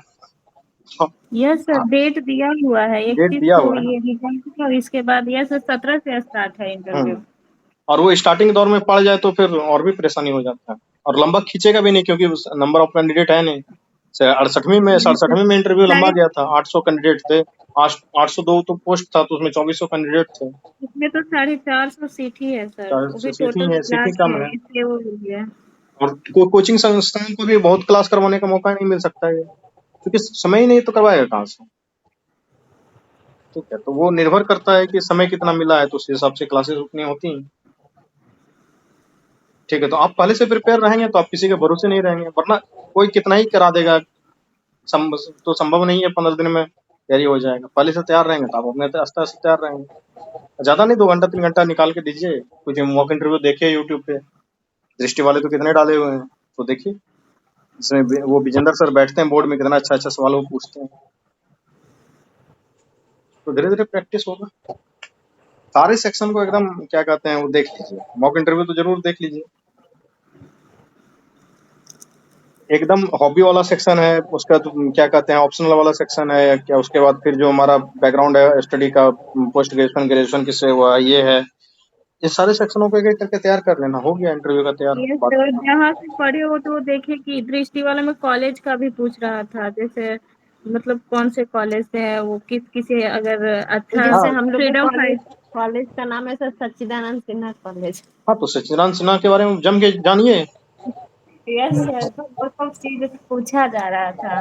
भाई इसका एक तरीका ये भी है ना कि आप अपने बारे में ना आप तैयार कर लीजिए, ये करते ही हैं सारे जो होते हैं इंटरव्यू वाले, आपको करना चाहिए। क्या होगा ना कि आप एक पेज ले लीजिए, फिर आप अपना लिख दीजिए, डेट ऑफ बर्थ लिखिए, प्लेस ऑफ बर्थ लिखिए, ठीक है। फिर आप उस तारीख से जुड़ा हुआ अगर कोई इतिहास है या ऐसा कुछ है तो उसको जो लिख दीजिए वहां पे, ठीक है। फिर उस जहाँ आपका जन्म स्थल है उससे जुड़ा हुआ अगर कोई इतिहास या कुछ बढ़िया चीज है उसको लिखिए। फिर आप अपने Yes, माता sir. पिता के बारे में देखें, वो कोई काम करते हैं तो उससे जुड़ा हुआ जो इतिहास है तो उसको लिखें। फिर आप अपने स्कूल पे आइए तो स्कूलिंग जहाँ से किए अगर उस स्कूल से रिलेटेड कुछ है तो उसको लिखिए। फिर 10th मैट्रिक आ जाइए, फिर उसी तरह इंटर पे आइए, फिर कॉलेज में आइए, ठीक है।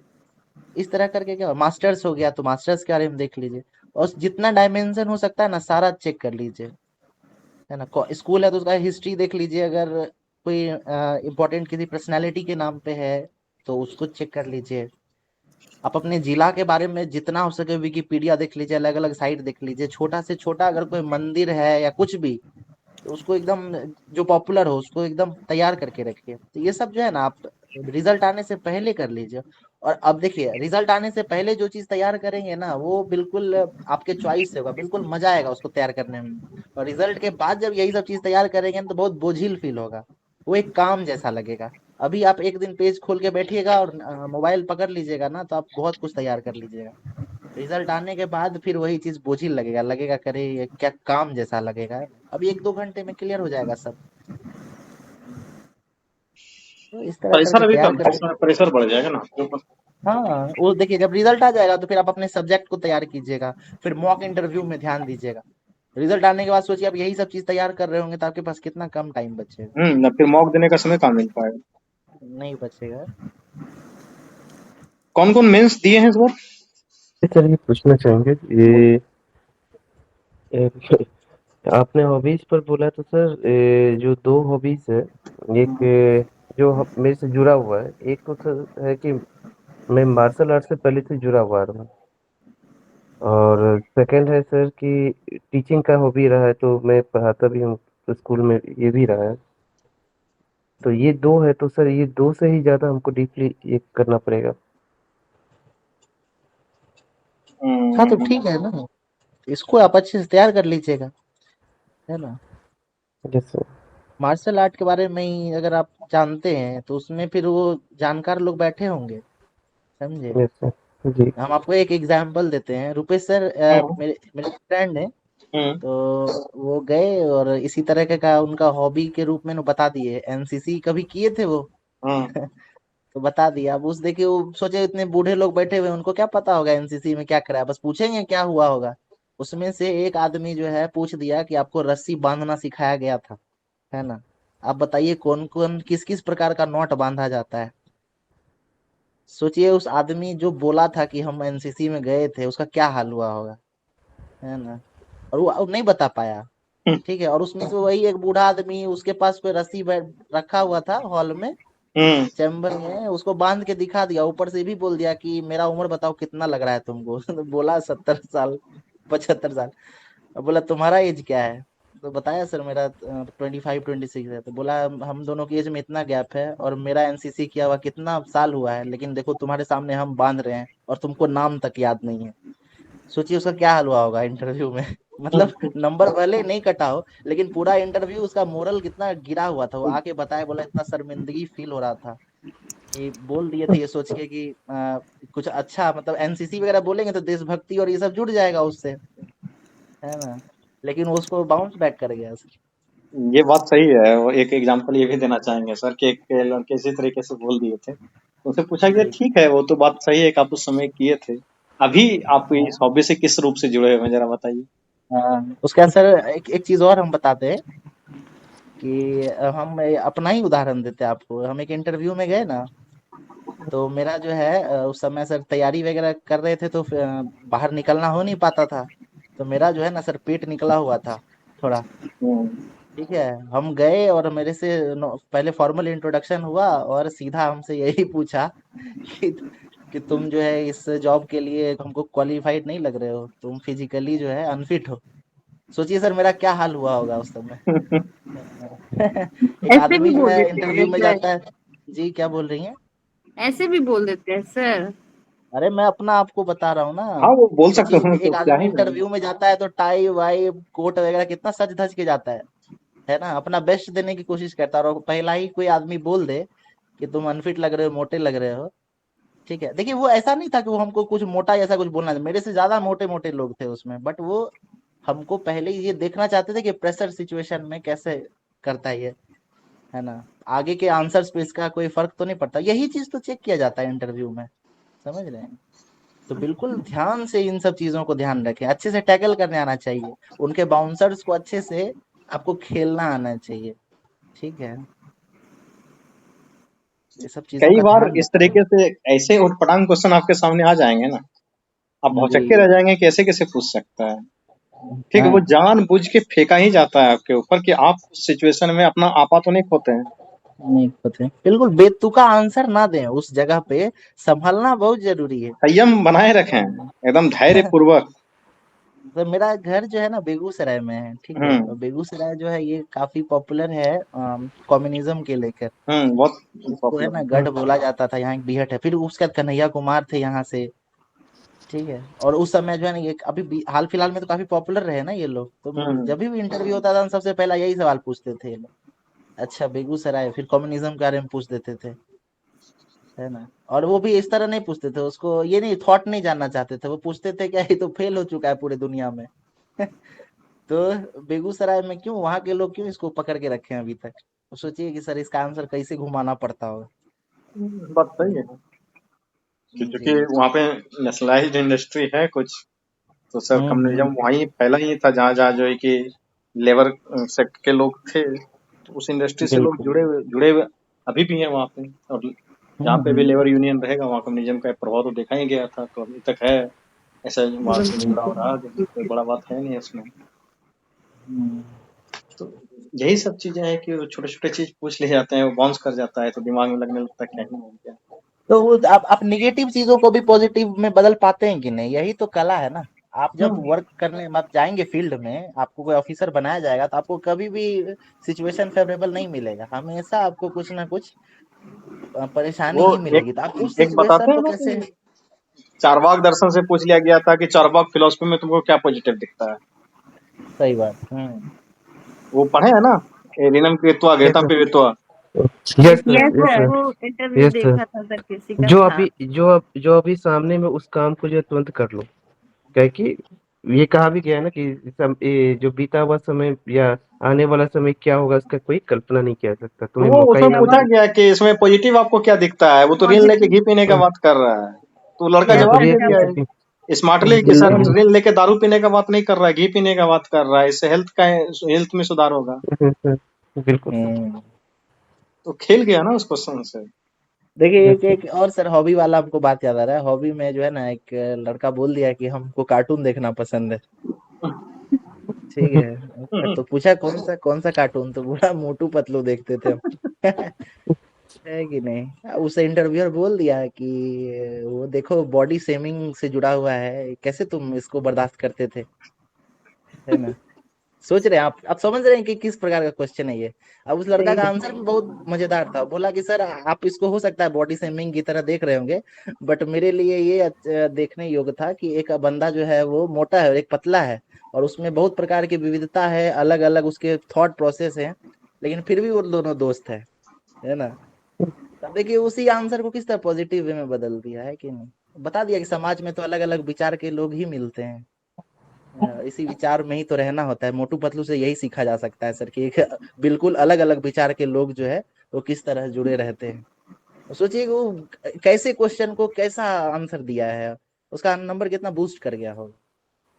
बस इसी तरह से खेलने आना चाहिए अपनी चीजों ऐसा को। कोई भी सिचुएशनल क्वेश्चन कहीं भी दिखे ना, तो उसको कृपया करके अपने डायरेक्शन में ढालने का जरूर प्रयास करें। और एक चीज जान लो, 4 क्वेश्चन का आंसर कम दो, उससे कोई मतलब नहीं है, लेकिन 2 क्वेश्चन का आंसर इतने शानदार दो ताकि लगे वाह वाह क्या बात है। ठीक है, तो वो 2 क्वेश्चन ही आपको जो है कि बहुत ऊपर लेके जाने वाला है। इंटरव्यू का यही सबसे बड़ा मतलब कि क्या कहते हो इम्प्लीकेशन होता है। बाउंसर आए उसको झेलो, बैठो शांति से। जब तक आपको निकाल नहीं दिया जाता रूम से ना, तब तक आप अंतिम बॉल तक वहां खेलने के लिए तैयार हैं। आप इसी तरीके से समझो, जब तक कोई क्रिकेटर आउट नहीं हो जाता है, चाहे उसका परफॉर्मेंस 5 ओवर तक कितना ही खराब रहा हो, 6ठे ओवर से ही वो खेलना स्टार्ट करे और 2-3 ओवर में ही रन बना ले, तो वो पिछले सारे जितने ओवर गए उसके एवरेज को वो ठीक कर सकता है। Interview is just like that कि आपको 5 ओवर खराब चला गया, 5 सवाल खराब चले गए, आंसर नहीं आया, एवरेज आया, कोई बात नहीं।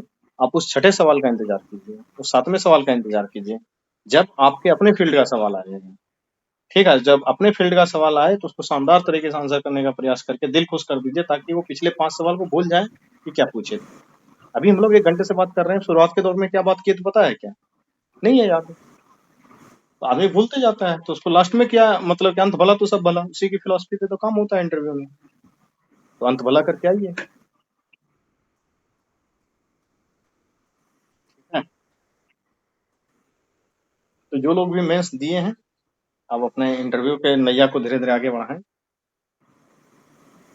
डेली कुछ ना कुछ सवाल अपने मन में सोच के लाइए, क्लासेस में रहते ही हैं आप लोग। ठीक है, और उसमें पूछिए सवाल के क्लास में पूछ सकते हैं। आप अपना सवाल लाइए तो हम लोग जवाब दे देंगे उसका। धीरे धीरे तैयारी हो जाएगी आपकी। कुंदन जी हैं क्या लाइन पे? हाँ हम्म सर। कुंदन जी, आपसे हम एक क्वेश्चन करते हैं ना, आपका इंटरव्यू होने वाला है ना, जी हम्म सर। तो अन्यथा नहीं लीजिएगा, ऐसे ही बस नॉर्मल है। और बाकी जो लोग भी इंटरव्यू देना चाहते हैं वो भी अपने मन में इसका आंसर सोचें। ठीक है, कुंदन जी ये बताइए कि 2020 में जो कोरोना महामारी आई है ना, तो जी सर। पूरी दुनिया जो है अस्त व्यस्त हुई है, सब उसका प्रभाव देखने के लिए मिल रहा है। तो हमको कोरोना से सामाजिक जो प्रभाव हुए हैं उसका कुछ पॉजिटिव्स बताइए, क्या क्या आपको पॉजिटिव्स नजर आता है कोरोना का? सर अगर कोरोना का देखें तो सबसे पहला ये है कि कोरोना ने ये सिखा दिया कि हमें अपने जो है स्वास्थ्य पर जो है ज़्यादा ध्यान देने की ज़रूरत है। क्योंकि उससे पहले लोगों का जो है ये था कि लोग अपने स्वास्थ्य पर ध्यान नहीं दे रहे थे। अपनी जो है कमाने के या जो उनके जो पैशन था उस पर ही ज़्यादा उन लोगों ने फ़ोकस किया हुआ था, ज़्यादा जो है अपने इस पर थे। तो उसके चलते उन्होंने अपने स्वास्थ्य पर ध्यान नहीं दिया। वो ये नहीं देख पा रहे थे कि उनका जो है लाइफ़स्टाइल अच्छा, अब कैसा एक है। मिनट रुकिए, है ना, एक मिनट। अभी जो आप हुँ, एक एक पॉइंट बताए हैं ना, वो कम से कम आप 45 सेकंड से बोल रहे हैं, ठीक है? और इतने देर में आप सिर्फ एक पॉइंट बताए कि स्वास्थ्य पे ध्यान देने की जो बातें हैं वो बढ़ चढ़ के सामने आई, यही बोलना चाह रहे थे आप? Yes sir. तो इस पॉइंट को फिर समझाने की जरूरत नहीं थी ना, है ना? बस हम हाँ, ये ये समझाना चाह रहे हैं आपको कि आपको टू समझ दी गया। पॉइंट रहना है। हाँ सर, ये चीज़ थोड़ा-सा ये मेरे में कमज़ोरी है। हाँ, ये इसीलिए हम थोड़ा-सा 1 आपका पॉइंट ही में ज़्यादा नाम ये लेके हम, जी, नहीं सही बोले सर। आपको एग्जैक्ट टू दी पॉइंट रहना। हम ये थोड़ी बोले थे कि आप उसको इलेबोरेट भी करें, आप सिर्फ 2-3 पॉइंट बता देते कि स्वास्थ्य पे ध्यान रखना है, परिवार की जो संकल्पना थी वो बढ़ के आई, है ना? Yes sir. लोगों को जो है वो अपने हुँ, परिवार के साथ ज्यादा समय व्यतीत करने का जो बात है वो है। उसके बाद विभिन्न प्रकार का जो टीवी पे सीरियल आया, रामायण और महाभारत तरह का, तो हाँ, लोगों को अपनी माइथोलॉजी से जुड़ने का एक बार फिर से मौका मिला, है ना? समय की मोटिवेशन। महत्वता बढ़ी। इस तरह करके हुँ, आप 3-4 पॉइंट गिना सकते हैं, यस है सर। ना? जूही जी, आप कुछ कहना चाह रही हैं क्या? सर इस पे मैं रिप्लाई दूं?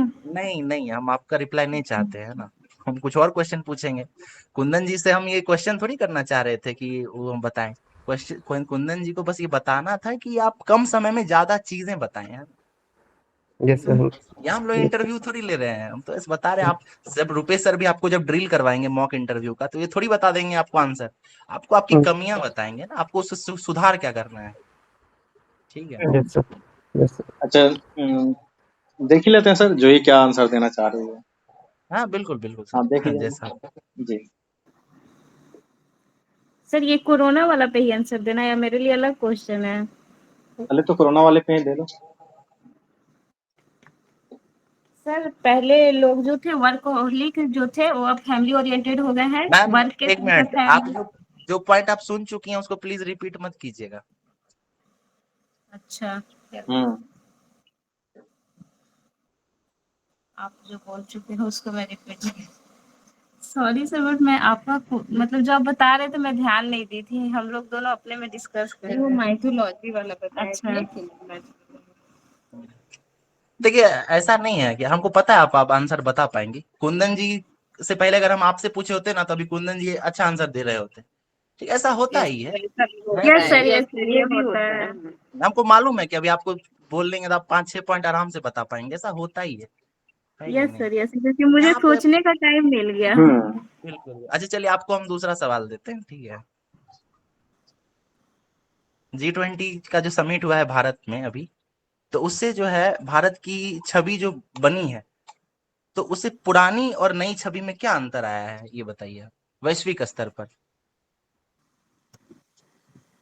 सर G20 का जो सबमिट हुआ है उससे पुराना जो भारत था उससे ज्यादा ब्रॉड लेवल पे वैश्विक स्तर पे उभर के आया है।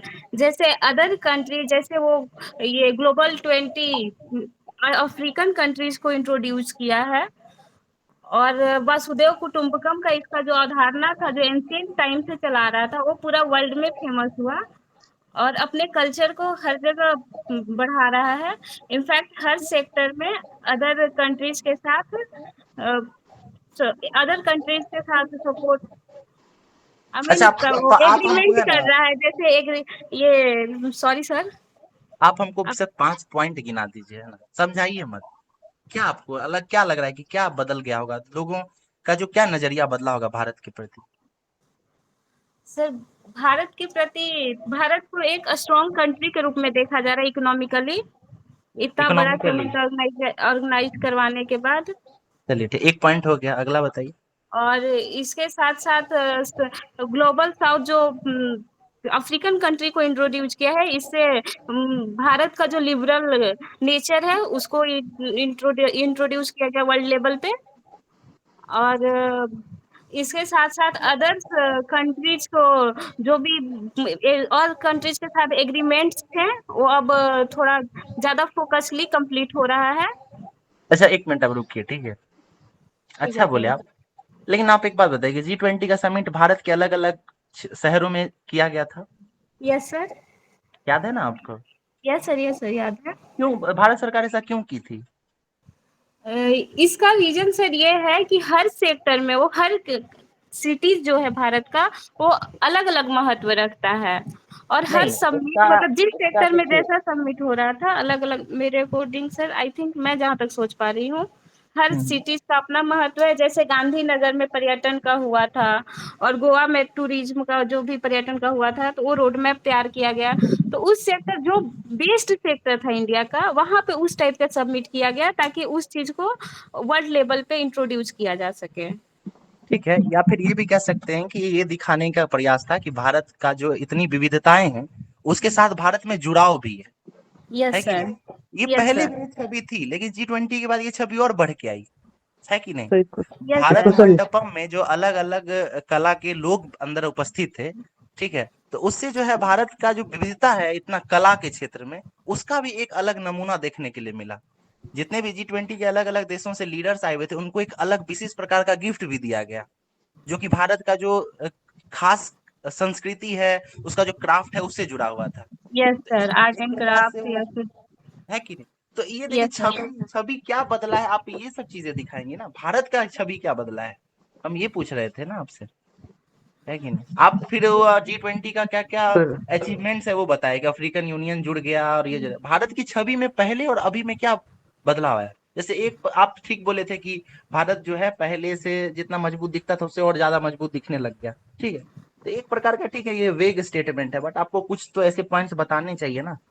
भारत सरकार जैसे खुद कि ही ये सब काम की है, जैसे अलग अलग अलग क्षेत्रों में ऑर्गेनाइज करा के दिखाना चाह रही थी कि ये हम भारत जो है एक है। अच्छा एक चीज गौर कीजिएगा, आपकी G20 का समिट है ना पहले कश्मीर में रखा गया था, यस सर, है ना, कश्मीर में उसको ऑर्गेनाइज करना था ना, G20 का जो समिट था जो दिल्ली यस में सर, किया गया है भारत, वो जी पहले था ना, याद कीजिए, कश्मीर में। यस सर, कश्मीर में पहले प्रस्तावित था क्यों फिर किया इंडिया गया का था वो कश्मीर में? कैप्टन। क्यों किया गया था कश्मीर में? इसलिए ताकि कश्मीर का विकास हो सके। वो एक हम्म, यूटीज के रूप में, 2 यूटीज के रूप में टूटकर अलग हो गया है। नहीं तो देखिए, वो इसलिए था नहीं और ये वहाँ का दिखाने जो के लिए। कल्चर है, वहाँ पे जो जीआई टैग वगैरह है, नहीं नहीं नहीं, नहीं उसको देखिए भी वो ये वर्ल्ड नहीं लेवल दिखाने पे। के लिए कि कश्मीर का जो छवि पूरी दुनिया में है अशांति के रूप में, वो दिखाने के उसको लिए कि G20 जैसा इतना बड़ा जो प्रोग्राम है, उसको भी शांतिपूर्ण तरीके से कश्मीर जैसे इलाके में कराया गया है भारत के द्वारा। इससे पूरी दुनिया में मैसेज आता है कि कश्मीर में शांति है, सद्भावना है, सब बढ़िया बढ़िया है कि नहीं? पीस को ग्लोबली एक्सेप्ट कर लिया गया है। कश्मीर अब उस तरीके से जो टेररिज्म के लिए था, वो टेररिज्म का पूरी तरीके से खत्म हो गया है। अब वो तो एक ये इंटीग्रल पार्ट है छवि इंडिया में का। ये बदलाव आ मैसेज रहा है देना ना। था ग्लोबल प्लेटफॉर्म पे। बिल्कुल बिल्कुल। कुंदन जी कुछ कहना चाह रहे हो? सर यही क्वेश्चन को अगर हमें पूछा जाता तो हम इसको जो है 2-3 पॉइंट्स में बोल सकते थे। पहला ये था कि जितने भी डेलीगेट्स आए थे उनको भारत का सॉफ्ट पावर को जो है वहां पर प्रदर्शन किया गया। देखिए ये एक यही चीज अगर आप थोड़ा टाइम देते तो जूही जी है इसका आंसर ये दे सकती थी, है बिल्कुल ना? बिल्कुल सर। दूसरा है सर, एक पॉइंट तो नहीं, ये था, यहाँ पे दूसरा हम था। लोग ये तो नहीं ना देखना चाह रहे हैं कि किसको क्या पॉइंट। अब अ, जैसे देखिए जूही जी अ, जो आंसर करी थी उससे कुछ पॉइंट आपको मिल गया ना, है बिल्कुल ना? सर, बिल्कुल तो बिल्कुल आप बिल्कुल इसको सर। यहाँ पे ये देखिए कि आपके अंदर अगर कोई कमी है तो उसको कैसे सुधारा जा सके, है ना? बिल्कुल सर। देखो, सॉफ्ट पावर का प्रदर्शन करना और सॉफ्ट पावर से हम्म, परिचय कराना, दोनों शब्दों में बहुत हम्म, बहुत फर्क है। फर्क इंटरव्यू है। यस शब्दों सर, का खेल है। तो इंडिया के यस सर। सॉफ्ट पावर से परिचित कराया गया है। इंडिया के डाइवर्सिटी यस, से हमारे डेलीगेट्स को परिचित कराया गया, हमारे गेस्ट को परिचित कराया गया। इस तरीके से बोलना है। Okay sir. है ना? तो इसी तरह का जो है ना क्वेश्चन खुद ही दिमाग में लाइए और खुद ही उसका आंसर क्रिएट करने की कोशिश कीजिए। और जब भी मॉक इंटरव्यू समझ आप रहे देखते हैं? हैं ना यूट्यूब पे, तो उसको देखने के साथ साथ उसका पहले उसको आंसर को पहुंच कीजिए, उसके बाद अपने से आंसर देने का प्रयास कीजिए, उसके बाद वहां देखिए क्या वो लोग आंसर दे रहे हैं।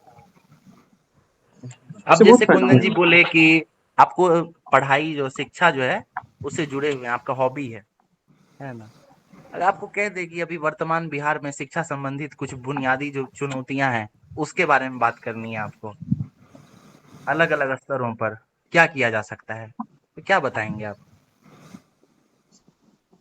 ये क्वेश्चन सर किन से है? मतलब क्या बोल मुझसे रहे ही है? हैं? हाँ ये हाँ, मुझसे ही है? आपसे। आपकी हॉबी थी ना पढ़ाना। Yes sir.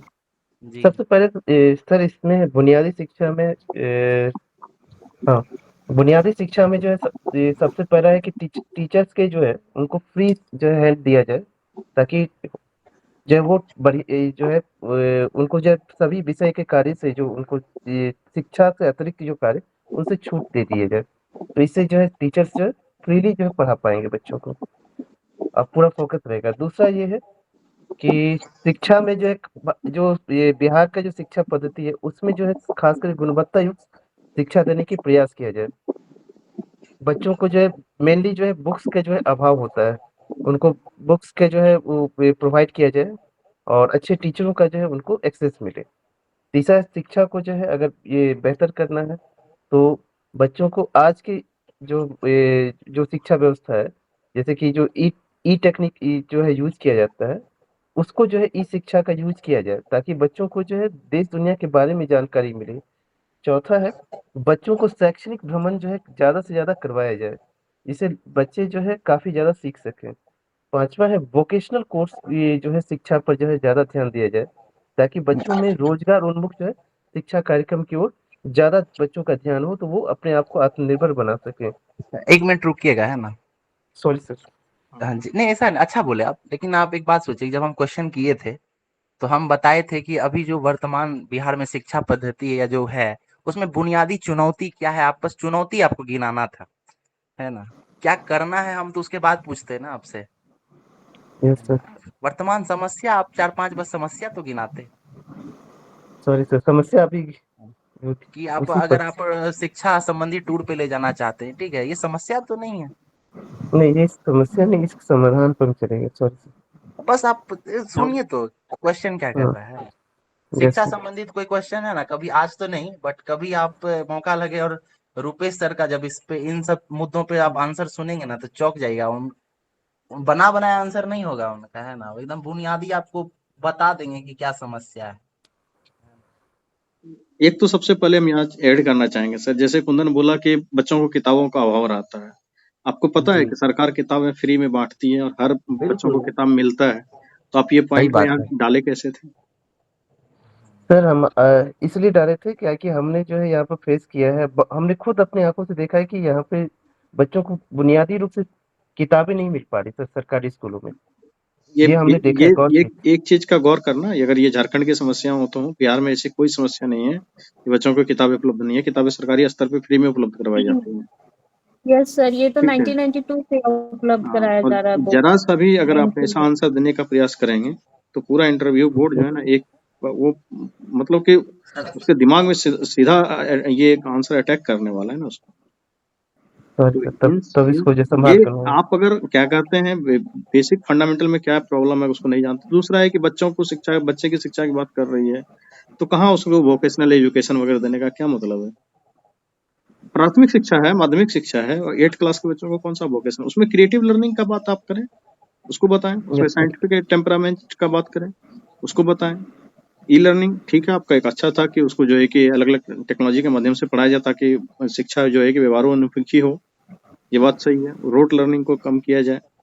दूसरा है कि टीचर, तो देखो जब शिक्षा का आंसर देना होता है, जब उसको होलसम आंसर करते हैं ना, तो हम लोग सिर्फ एक एस्पेक्ट पे फोकस नहीं करें कि बच्चे, टीचर, बच्चे की शिक्षा, टीचर की ट्रेनिंग, ठीक है। उसके बाद फिर क्या कहते हैं, सिलेबस में चेंजेस लाने सिलेबस की में जरूरत है। चेंजेज, कई सारे उसके एस्पेक्ट को पकड़ने का प्रयास करो, ठीक एक है। चीज सर हम इस यहाँ ऐड करना चाहेंगे, जी है जी। ना, कि जैसे आप इंटरव्यू दे रहे हैं ना कुंदन जी, या जूही मैम है, जी जूही नाम था, अब याद नहीं है ना, तो हम्म, ये चीज याद रखिए कि आप इंटरव्यू जब आंसर कर रहे हैं ना, तो आप सरकार की समस्याओं को है ना उसके सामने ना रखें। ठीक है, जो इंटरव्यू ले रहा है वो सरकारी आदमी ही है, ये बात याद रखिएगा। तो आप ऐसे ऐसे पॉइंट्स गिनाए ना जो ऐसा ना लगे कि डायरेक्ट सरकार को चुनौती दे रहे हैं। जैसे सिलेबस रिवाइज करना, है ना, ये बहुत क्रिएटिव आंसर हो सकता है कि सही बात है, चुनौती है, बहुत दिनों से सिलेबस नहीं किया गया है रिवाइज। आप क्लास 8 का बुक देखेंगे ना, उसमें डेटा अभी भी 2005 का दिया गया है।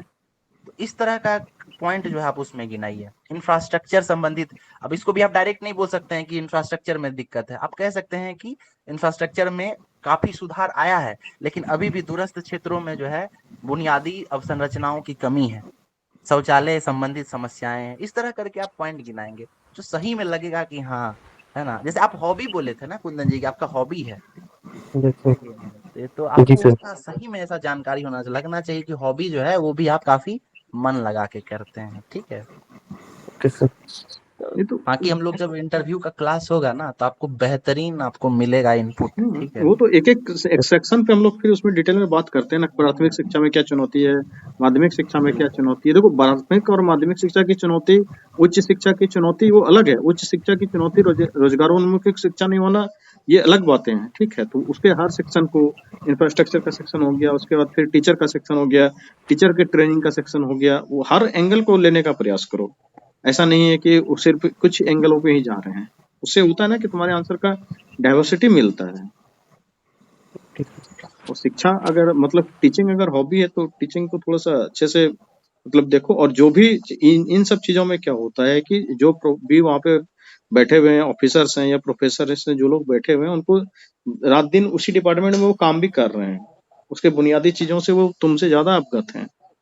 तो जो भी कमी को बताओ तो वो रियलिस्टिक होना चाहिए एकदम, कि जो एस्पेक्ट दिख रहा है वही चीज है। ऐसा नहीं कि कुछ ऐसा रैंडम बोल दिए और उनके दिमाग में अटक गया। जैसे तुम बोल दिया था कि किताब नहीं मिलता है, तो ये समस्या बिहार में बिल्कुल खत्म हो चुका है। फ्री में जब किताबें बांटी जाती है तो नहीं मिलने का सवाल ही नहीं।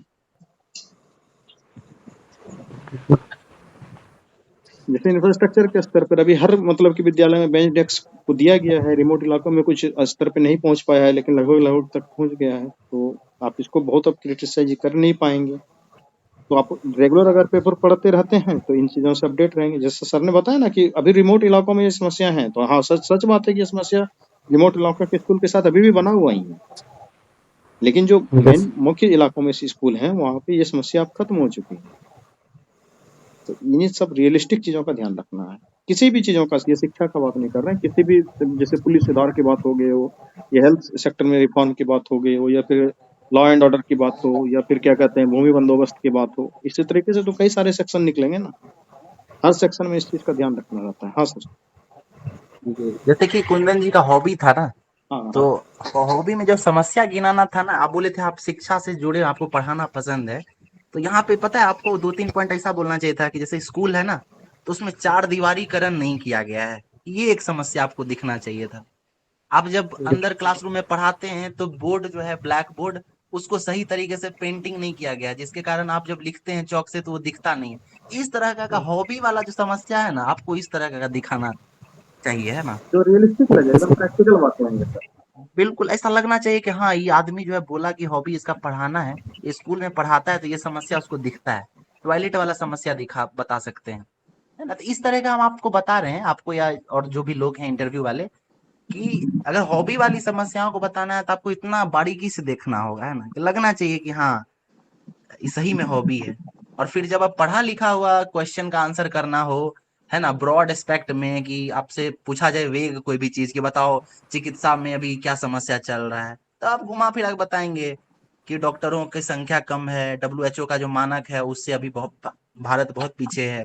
फिर बताइएगा कि कनेक्टिविटी का इशू है, एम्बुलेंस सेवा नहीं है, डॉक्टर सही समय पर नहीं आते, तब चल जाएगा, है ना? लेकिन जब हॉबी बता चुके हैं तो आपको एकदम बारीक बारीक चीज बताना पड़ेगा, है कि नहीं? और ये सबसे बड़ी बात क्या होता है इंटरव्यू में, जिस सेक्शन से तुम बात कर रहे हो और उसी सेक्शन के व्यक्ति अगर पकड़ में आ जाए तो या तो तुमको वो डुबा देगा या वो मार देगा। डांटता भी है सर हाँ, इंटरव्यू डांट में। स्पष्ट डांट भी देता है। डांटता प्रैक्टिकली भी अगर है। पकड़ा जाए कि झूठ बोल रहा है तो डांटेगा ही डांटेगा।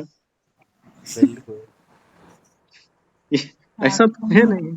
तो प्रैक्टिकल उसके सामने, आंख के सामने झूठ बोलोगे तो ये संभव है कि वो झूठ को स्वीकार करेंगे। अब मान लो इंटरव्यू बोर्ड में के पाठक बैठे हो और तुम बोल दो कि बच्चों को किताब नहीं मिला है, बच्चों को ड्रेस नहीं मिला है, तो तुम समझ सकते हो कि उनका इतना मेहनत है, इतना प्रयास किया गया उनके द्वारा, सब पे पानी फेर दिए तुम, जो कि रियल बात नहीं है।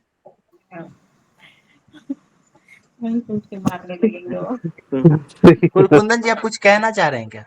नहीं सर, नहीं सर। यही हाँ यही थोड़ा इस यही वही बात होगी, नहीं। क्योंकि सर भी लंबे समय से आदित्य सर पढ़ा रहे हैं, ठीक है, तो काफी लंबे समय से पढ़ाने का अनुभव है सर के पास। तो वो बच्चों को भी पढ़ाए हैं, हर सेक्शन में हर तरीके के क्लास के लोगों को पढ़ाए हुए हैं।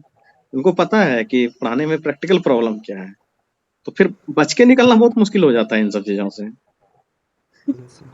तुम आप कहाँ पता है, आप सरकारी स्कूल में पढ़ाएंगे, हम अभी टीचर नहीं है, बट जैसे मेरा हॉबी आप बोले ना, उस तरह मेरा भी हॉबी है पढ़ाना। तो कई बार जो है हाई स्कूल से या इस तरह का मिडिल स्कूल इधर से आता है बुलावा पढ़ाने के लिए या ओरिएंटेशन क्लास के लिए। उसका जो बोर्ड रहता है ना, वो पता चलता है कि काफी साल पहले उसको ब्लैक कलर से पेंट किया गया था। तो अब जब आप चौक से लिखेंगे ना, तो पता ही नहीं चलेगा कि आप लिख क्या रहे हैं। Yes sir. व्हाइट बोर्ड है तो उसमें जो मार्कर है उसमें कलर का समस्या कई बार हो जाता है, या ऐसा इंक डाल देते हैं जो मिटता नहीं रहता है कि नहीं? तो आप जब हॉबी बता रहे हैं तो आपको इस तरह की चीजों को बताना पड़ेगा। और आप ये बताएंगे कि क्लासरूम का साइज जो है छोटा है और उसमें बच्चे ज्यादा हैं, स्टूडेंट पुपिल रेशियो बहुत खतरनाक तरीके से है बिहार में। तो ये सब पॉइंट जो है ना, वो जो सामने इंटरव्यूअर बैठा है ना, उसको चुभेगा, उसको लगेगा कि अरे आप इसको काटें कैसे, बात तो सही कह रहा है। इतना बारीकी से तो वो लोग भी नहीं सोचे होंगे ना। आप सोचिए कि आप इंटरव्यू बोर्ड में बैठ के आप कह दे कि सर बोर्ड जो है ना वो काफी समय से पेंट नहीं किया हुआ है, तो जो लिखते हैं टीचर वो बच्चों को दिखता नहीं है। सोचिए कि उस समय आपका वो चेहरा देख के वो अचंभित रह जाएगा कि इतना बारीकी से कैसे ये, मतलब उसको लगेगा कि ये समस्याओं को फील करके आया है ना? तो अलग अलग इम्पैक्ट पड़ेगा, समझ रहे हैं? और ऐसे अगर एक दो मोमेंट्स इंटरव्यू में बन गए ना, जहाँ के हाँ रियलिस्टिक चीजें दिख जाता है, तो आप समझ लीजिए कि फिर वो इतने मार्क्स आएंगे कि आप सोच नहीं सकते हैं। एक बहुत पहले एक बार हम इंटरव्यू देने के लिए गए थे एक जगह पे, तो वहाँ 30 नंबर का इंटरव्यू होना था, उसमें 28 मार्क्स हमको मिले थे। और उस इंटरव्यू का ये हालत था, जितने बच्चे निकल रहे थे इंटरव्यू देके, सब परेशान परेशान एकदम से लग रहा था, दिमाग उड़ गया उसका, तो एकदम तोते उड़े हुए थे सबके। और हम बात करके आए तो मतलब बहुत लंबा समय तक बात किए थे। प्रोफेसर वो बैठ के सारे लोग चाय बिस्किट खा रहे थे, उनका चाय भी ठंडा हो गया था, सारा बिस्किट बिस्किट खत्म हो गया। तब एक प्रोफेसर बोलता है ठीक है सर, अभी इनको जाने देते हैं। तो आप समझिए कि उस लेवल उनको वो खो गए थे बातचीत करने में। आप उस तरीके से इंटरव्यू को बनाएं अपने तरीके से, ताकि उनको याद ही नहीं रहे। ऐसा कहा जाता है कि जब आप निबंध लिखते हैं तो निबंध ऐसा लिखें कि जब चाय की एक चुस्की लेके प्रोफेसर वो चौक चेक करना स्टार्ट करे, उसका चाय ठंडा हो जाए, वो भूल जाए कि हम चाय पीने के लिए बैठे थे, तब आपको जो निबंध में मार्क्स मिलेंगे ना, वो अलग लेवल के मार्क्स मिलेंगे। इसी तरीके से जब इंटरव्यू चलता रहता है और उनको याद नहीं, वो घड़ी नहीं देखेंगे इनको 8 मिनट हो गया 10 मिनट हो गया, इनको भगाना है, ये मोमेंट आप कभी क्रिएट ना करें अपने इंटरव्यू में। वो लगातार चीजों को इंटरेस्टिंग बनाए रखें। हम लोग मतलब वो क्लास को ऑफ करने के बाद 1.5 घंटे का रिकॉर्डिंग कंप्लीट हो चुका है और 2 व्यक्ति ही बैठ के आपके क्लास को मतलब लगातार बनाए हुए हैं, आपको अभी तक कहीं बोरिंग नहीं होने दिए हैं। इसी तरीके से आप भी अपने वार्तालाप को इस तरीके से बनाने का प्रयास करें कि बोर नहीं होने देना है। जो बोर्ड में पूछा जा रहा है उनको बात करके मजा आना चाहिए। बस यहीं से खेल होता है इंटरव्यू का, और कुछ नहीं है इंटरव्यू में। अदरवाइज तो लोग वो चाहते ही हैं कि ठीक है 8-10 मिनट हो जाए किसी करके, इसको टाइम पूरे भगा दें, क्योंकि कम देर लेंगे तो फिर उनको भी लगता है कि कम देर में भगा दिया गया। एवरेज जितने लोग इंटरव्यू दे के आते हैं, पिछले बार जो सालनी गई थी उसको मैंने पहले ही बोला था कि तुमको तुम्हारा इंटरव्यू एवरेज से ज्यादा जाएगा। इंटरव्यू 8 मिनट का उस समय चल रहा था, इसका सबसे लास्ट इंटरव्यू था, मतलब कि इसके बाद सारे बोर्ड मेंबर जाने वाले थे उठ के, लोग चले गए थे, ठीक है। उसके बाद भी 8 मिनट से ज्यादा किसी का इंटरव्यू होता नहीं था, 8 से 10 मिनट के बीच में। इसका 17 मिनट इंटरव्यू चल गया था उस लास्ट मोमेंट में। तभी 96 मार्क्स वहां से आते हैं, ऐसे मार्क्स नहीं आते हैं। उनका मॉक भी काफी शानदार रहता काफी था। शानदार रहता था, मतलब हम लोग एवरेज मॉक लेते थे तो 15-17 मिनट, 18 मिनट, 20 मिनट, 25 मिनट तक का। उनका मॉक, किसी भी दिन का मॉक तुम देखना, अभी आज भी रिकॉर्डिंग होगा तो 40-45 मिनट से कम का नहीं होगा। और कौन कौन सा मुद्दा नहीं उनसे पूछा जाता था। हर मुद्दे पे जवाब रहता था। हर मुद्दे पे उनके पास जो है ना जवाब था। मतलब हमको याद है कि एक बार बाढ़ की समस्या से क्वेश्चन पूछा गया था, और 7 निश्चय से फिर नदी का गात और क्या क्या जोड़ जोड़ के, इतना शुरू कहीं और से की थी और फिर संतुष्ट कर दी थी। इतना अच्छा लग रहा था सुन के। वो जल जीवन मतलब हरियाली बहुत को अच्छा, उसमें बाढ़ की समस्या से जोड़ दी था। बहुत शानदार उनका, मतलब अच्छा, बहुत अच्छा इंटरव्यू तरीका जो है ना उनका बहुत अच्छा था। आप लोगों का जब इंटरव्यू अगर होता है तो उनसे जब इनपुट मिलेगा ना तो उसको आप लोग नोट भी कीजिएगा। वो जो बुला चीज देंगे वो तो वो आएंगे बताएंगे। तो आपको गाइड कर देंगे अच्छे से, उसके लिए कोई दिक्कत नहीं है। संजय जी भी देते थे, काफी लंबा इंटरव्यू देते थे। सोनू आता था एक लड़का, इतना शानदार इंटरव्यू देता था, वो RNDPC में था। वो पता है वो बिहार कभी आई नहीं थी। कभी नहीं आई थी है यार। ना? और बिहार की चीजों को जब वो बताती थी, है ना, सिर्फ एक बार पढ़ा तो लिखा हुआ ही ज्ञान था उनका। एक चीज हम लोगों ने उनको गाइड किया था, जब स्टार्टिंग में फर्स्ट दिन इंटरव्यू लिए थे तो उसमें पूछे थे कि बिहार का क्या पसंद है, तो वो बोली लिट्टी चोखा। तो बोले कहाँ का, क्या कौन सा लिट्टी चोखा पसंद है, तो वो बोली समस्तीपुर का जो फेमस लिट्टी चोखा है। बस पकड़ा गई। समस्तीपुर का कौन सा फेमस लिट्टी चोखा, पटना का बोले तो समझ में आया कि आमिर खान लोग वगैरह खाए हैं तो ठीक है। तो फिर उनको मैंने समझाया कि जहाँ पे पता नहीं हो, ग्राउंड लेवल की चीजें, तो उसको छोड़ो, उसको मत बोलो, उससे बच के निकलने का प्रयास करो, और जो पता है उसको आंसर करो। तो फिर लगातार हम लोग इस बात का प्रैक्टिस करवाए थे, तुमको नॉलेज पूरा है, कहीं कोई समस्या नहीं है। कमजोरी तुम्हारा बिहार है, क्योंकि बिहार में कभी रही नहीं जीवन में, बिहार पे प्रैक्टिस करो। तो लगातार वो बिहार पे प्रैक्टिस की, बिहार की चीजों को देखी, सीखी सीखी, समझी, बोली, बोलने का प्रयास की, थोड़ा सा बिहार के डायलेक्ट्स, भोजपुरी लैंग्वेज वगैरह थोड़ा बहुत सीख ली, काम हो गया, बात खत्म। 96 मार्क्स आए, उससे ज्यादा मार्क्स पूरे बिहार में किसी को नहीं है, वो टॉपर थी। और इसी तरीके के डिस्कशन से वो मतलब कि निकल के गई थी।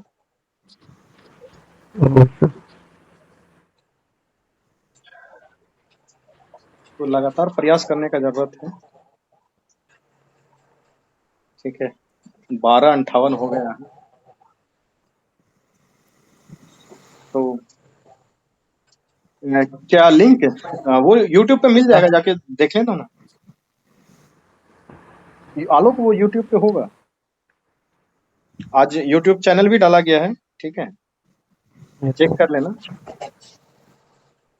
वो डालना ISPCS इंस्टीट्यूट YouTube चैनल होगा, उसमें दिख जाएगा तुमको इंटरव्यू का, उसका इंटरव्यू का फीडबैक सबका दिखेगा, वो रियलिस्टिक तरीके से ही डाला गया।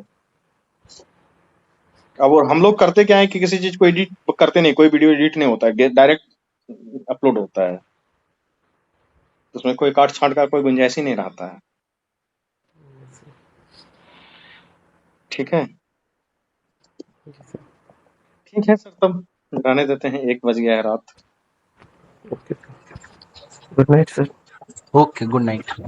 Good night sir. जरूर ग्रुप में जाके बताइए कि कैसा लगा क्लास। काफी लंबा क्लास लेना पड़ा आप लोगों के लिए, और इंटरव्यू की क्लासेस चलती हैं तो इसी तरीके से लंबे हो भी जाती हैं कई बार। ठीक है, अपना फीडबैक जरूर दें ग्रुप में जाके, और ओके चलते सर, हैं, 1 बज गया है रात। गुड नाइट आप सभी को। Good night sir.